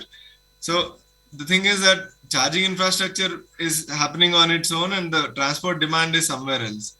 So the agency providing charging assumes that I have already provided charging and the operators don't know where it is or it's not at a convenient location to them. So the coordination between these two agencies is quite important. And having a separate fund for buses and electric three-wheelers is quite important also, ideally within the transport department. Then the municipal corporation can facilitate bulk procurements and parking incentives. The road transport authority can focus on the allowing fleet operators like Ola, Uber to move towards electric, reduce permit fee or completely remove fee. So Ravi? to conclude, I'm concluding in a minute. Yeah, okay. This is the last slide. So to just give a high level overview, to move towards actually having large scale fleets, we need first political commitment. We just have a policy, but beyond that, we need actual political commitment to drive this. Then having a statewide strategy on for different vehicle types, where do you focus and how do you scale up? Then the incentives, either in the form of subsidy, which for three-wheelers or different business models for buses or capital investment for buses.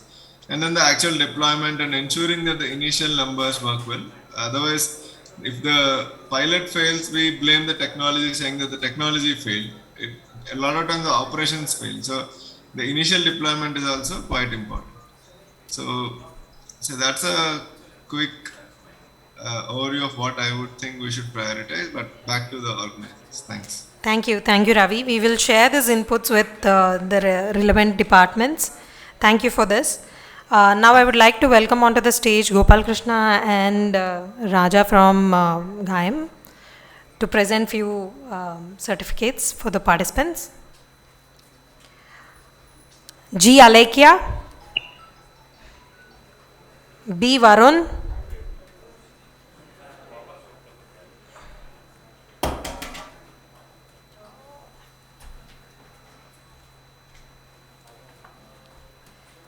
sorry.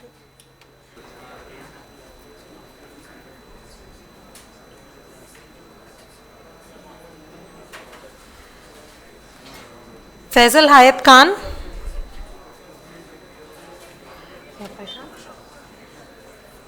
Sharad Kumar, Faisal Hayat Khan, Prashant, G. Sadashiv Shriram,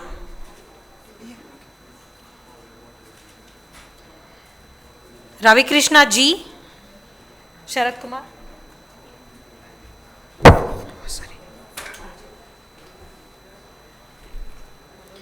Manuchendra, M. Rajesh Kumar, Manoj, Balachandra, Manuchendra, M. Rajesh Kumar,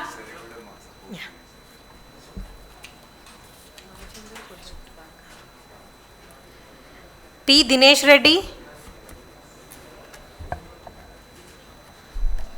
yes, Anurag Reddy,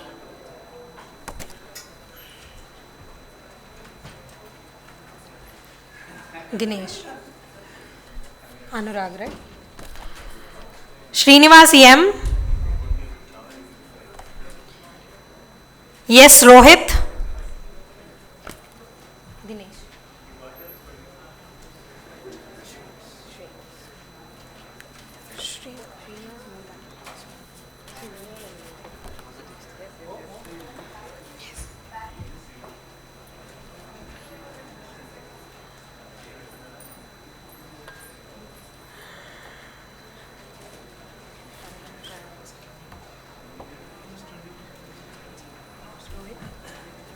Yes, Rohit, right? I'll take break here. I'll bring Mani Singh and this guy, the old man, right? Old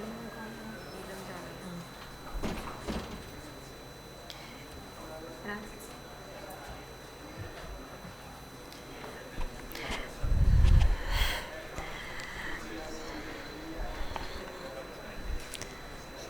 Thank you, Raja and Gopal Krishna.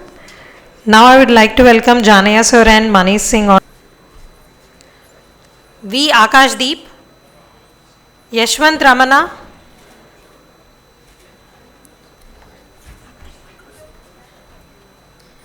Yashwant Ramana, A. Kranti Kumar Reddy, T. Yashwant, T. Yashwant, J. Srivatsav, T. Karthik Reddy, Erla Srividya,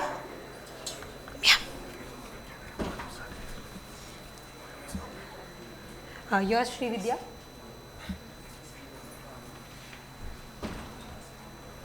That's all right.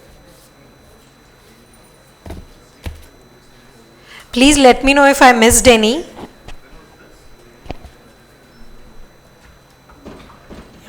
Thank you, sir. Thank you. Thank you.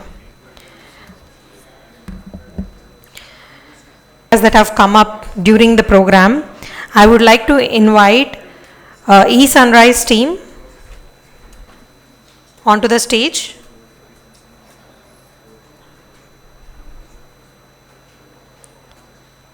E-Sunrise team, yeah.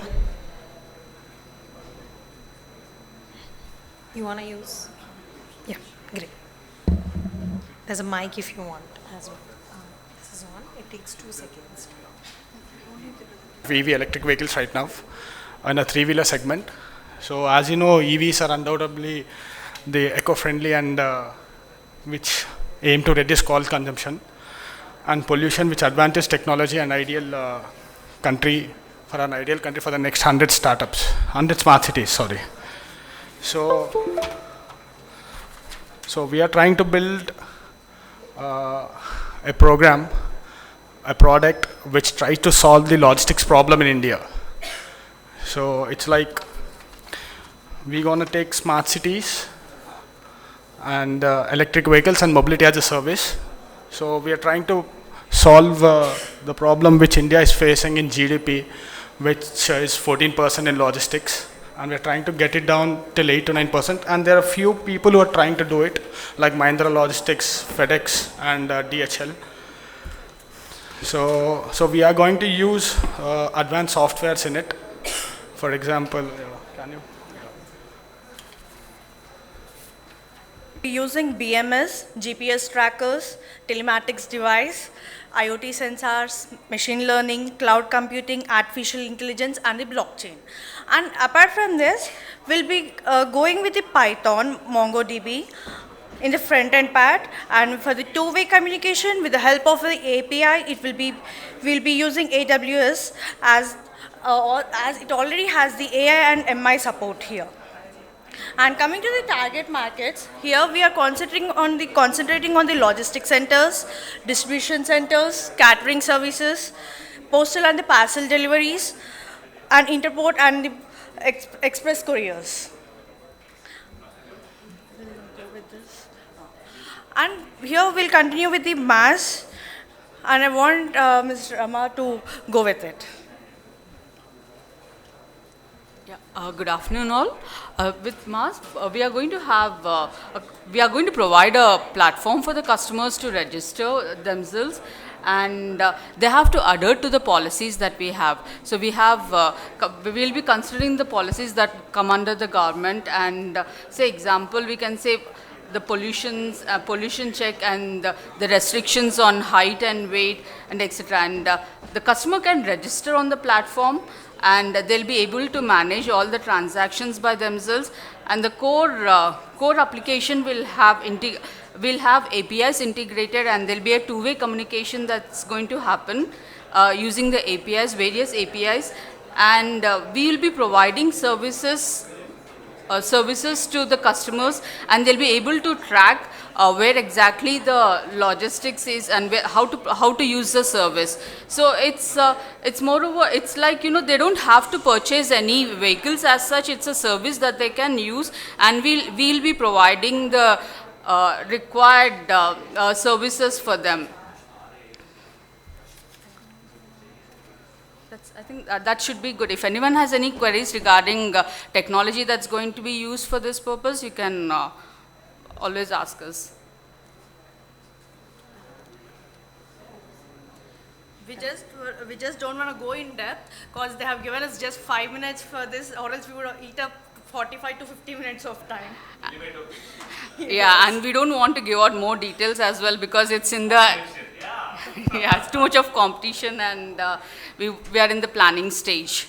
Thank you. Thank you. Thank you again. Now I would like to invite Rajeev to present token for Srinivas from Rich.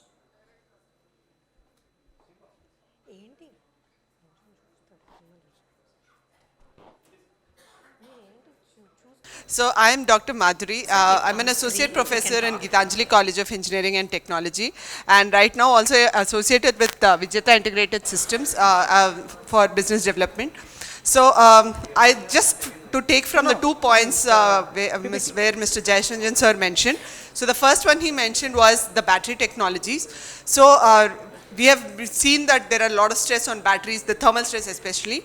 So we are targeting our solution is supercapacitors for traction. So that is what we are trying to, this is our idea pitch today.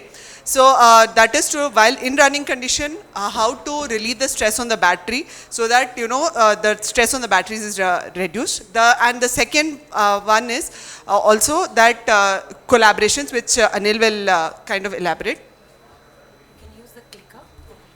I'm a second generation entrepreneur and also professor at Gitanjali College of Engineering and Technology. This morning when Honorable Secretary Jayesh Ranjan sir was mentioning about the hiccups that EVs are actually facing these days, the thought that I had was, why not give some solutions there. I mean, so that's when this idea of supercapacitors actually came into picture. This the poor guy, the battery there needs a companion or friend there. So this supercapacitor, which works in parallel, would help the take the load. So that's our idea there. I mean, this is already there. I mean, the people are using it, but we have seen that Indian manufacturers are not using supercapacitors that frequently there. So the drive cycle and all. I mean, I think we can skip this part. I think, right? Drive cycle. You want to talk about that? So the key idea here is the supercapacitor 2-wheelers and 3-wheelers for. So targeting the 2-wheelers and 3-wheelers to give that additional power whenever there is necessary. That's what the right side diagram was actually mentioning. So the main target is when we are trying to manufacture supercapacitors, the main issue will be sizing, because for different class of segments of vehicles, what kind of size and the ratings are important. And how to place them, that is integrate them with the battery modules, because battery are still going to be the main tractive force, but how to integrate them, and then a better monitoring system also. The advantage with supercapacitors is compared to batteries is that they have a larger life cycle. That is the biggest advantage. That is the reason that we have explored this battery and supercapacitor, which is now called as an electric hybrid. So that is what is our main. So these are the hindrances we are expecting that we'll face right now. So I think these are the properties, and I'm not sure whether we should go in depth, but so I think go into depth here. So the main problem with supercapacitors is that they have a higher power density but lower energy density. So we are trying to find also collaborations. What the second point that I mentioned, where sir said that we should have we have initiated a dialogue with ARCI for supercapacitors, how to manufacture supercapacitors and bring them into vehicles. So we are having that meeting actually next week. On Tuesday actually. And these are the supercapacitor manufacturers throughout the world. And in India, we have seen none actually, zero. And that is where we come into, we are trying to we fill into gap. So I think these are the applications. And so this is what we are looking at. What we want to do is basically manufacture the supercapacitors according to requirements of each segment, integrate the module with other power sources, not just batteries, because when we say electric hybrid fuel cells also are playing a vital role. And then effective monitoring system, because now we have two sources to monitor, so that is the first thing. Then how to do it is collaborate with two-wheeler and three-wheeler startup manufacturers. Both of us, so I'm a PhD in battery management system from BITS Pilani, Hyderabad campus, and Anil is a PhD in motors from Sunny Buffalo. So we are trying to leverage that expertise to kind of take it forward. So this is how we are expecting the ecosystem to support us. So that's our presentation. So we actually thank EV Masterclass, THub for facilitating this, because when I started this, I think I've told this in multiple platforms, and people who have seen me in the EV Masterclass, I think they know. I have not, I've never envisioned that I'll be talking like this with respect to some kind of manufacturing, because I come from a family of academicians. In fact, my father was a professor here at IIIT Hyderabad itself. So that's why, I never envisioned that. So, but I'm happy that I'm taking and creating, being part of the revolution. Thank you. Thank you. Thank you, Rajeev, for giving us this opportunity. And being an entrepreneur, second generation entrepreneur, I think I feel more burdened because of this EV, shortcomings in this EV space. Right, thank you all. Thank you. Thank you. All the best for you guys. So I will request Harshita, she handles the capacity building programs at THub execution, to deliver vote of thanks.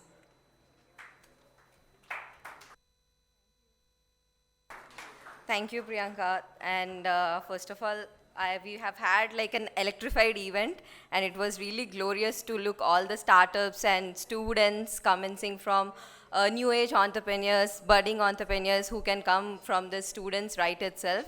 And I would like to start by thanking all the dignitaries who are present here, Shri Neelam Jane Garu and Gopal Krishnan, MSR and Rajeev YSR and Srinivas sir from Rich, and all other college spogs who were here from MVSR College and VBIT College, BVRIT College, Malareddy College. We have so far, we have partnered with 35 colleges in and around Telangana and AP. So due to this COVID, we have restricted it to these areas, but now that we have gone pan-India, we hope we will be having few other colleges who are partnered with THub and our programs here.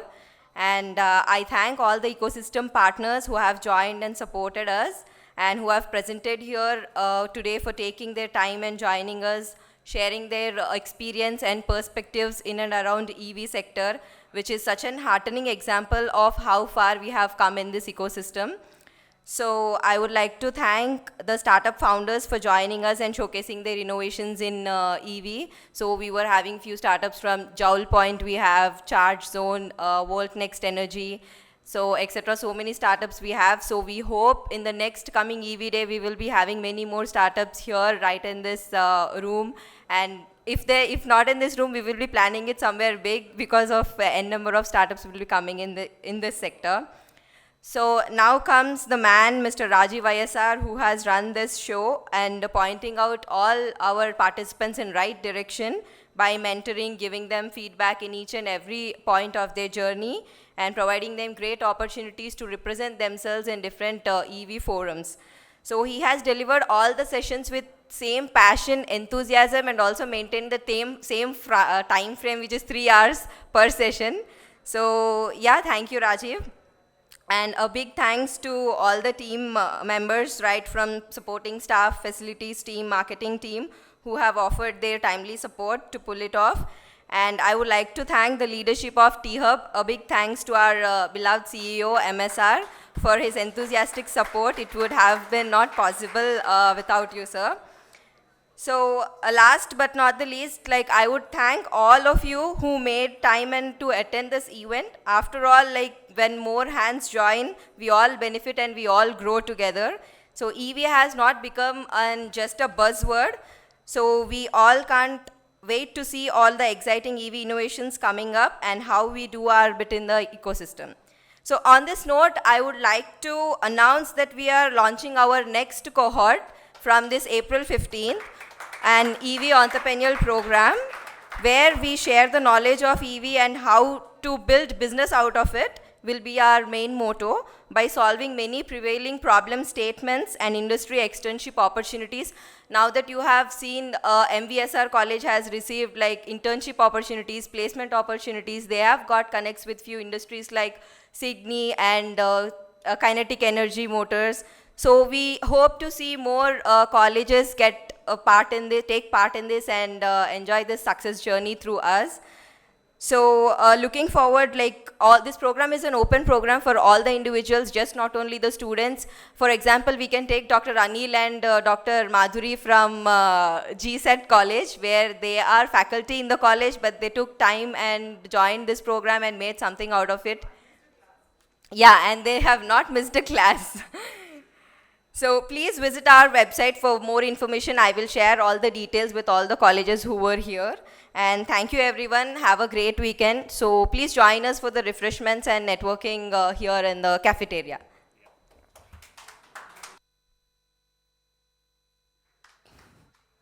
This is not, yeah, this is working. Yeah, I think we should, I mean, thank you very much, but then I think we should specially congratulate and thank Harshita, Priyanka, Shankar, then Funny, Ganesh, and all the THub team who are working behind the scenes. At this point of time, we would really like to acknowledge them. Can I request both Janay Garu and MSR Garu to come to the stage, please? Right? And as I call one by one, can somebody help me with these souvenirs? Yes, yes, yes. Yeah, yeah. So first, he was part of it. I think great job, Harshita. Please come. Yeah, iddaru even, sir. Come on, guys, come on.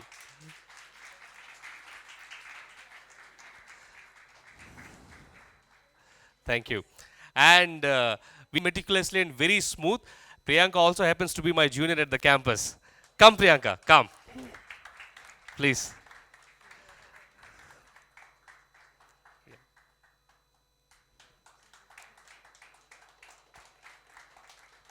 Then we have Ganesh and we have Shankar. Come, Shankar, please. So Shankar works with the marketing department. He is the man behind whatever the execution that is happening right now.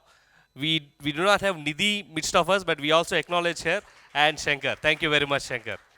Pandu. Photos raledu, Shankar.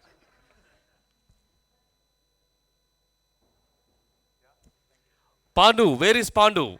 So Pandu has been taking care of the complete video, audio, entire Zoom. So thank you very much, Pandu, for all your support. Yes, come on, guys.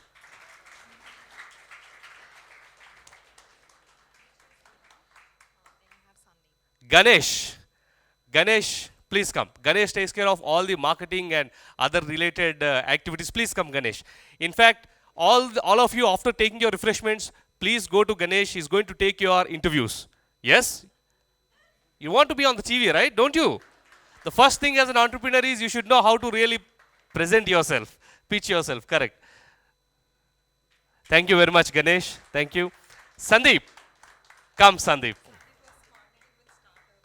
Sandeep is the one who is coordinating with all the startups whom you see today and made this a wonderful event. Thank you very much.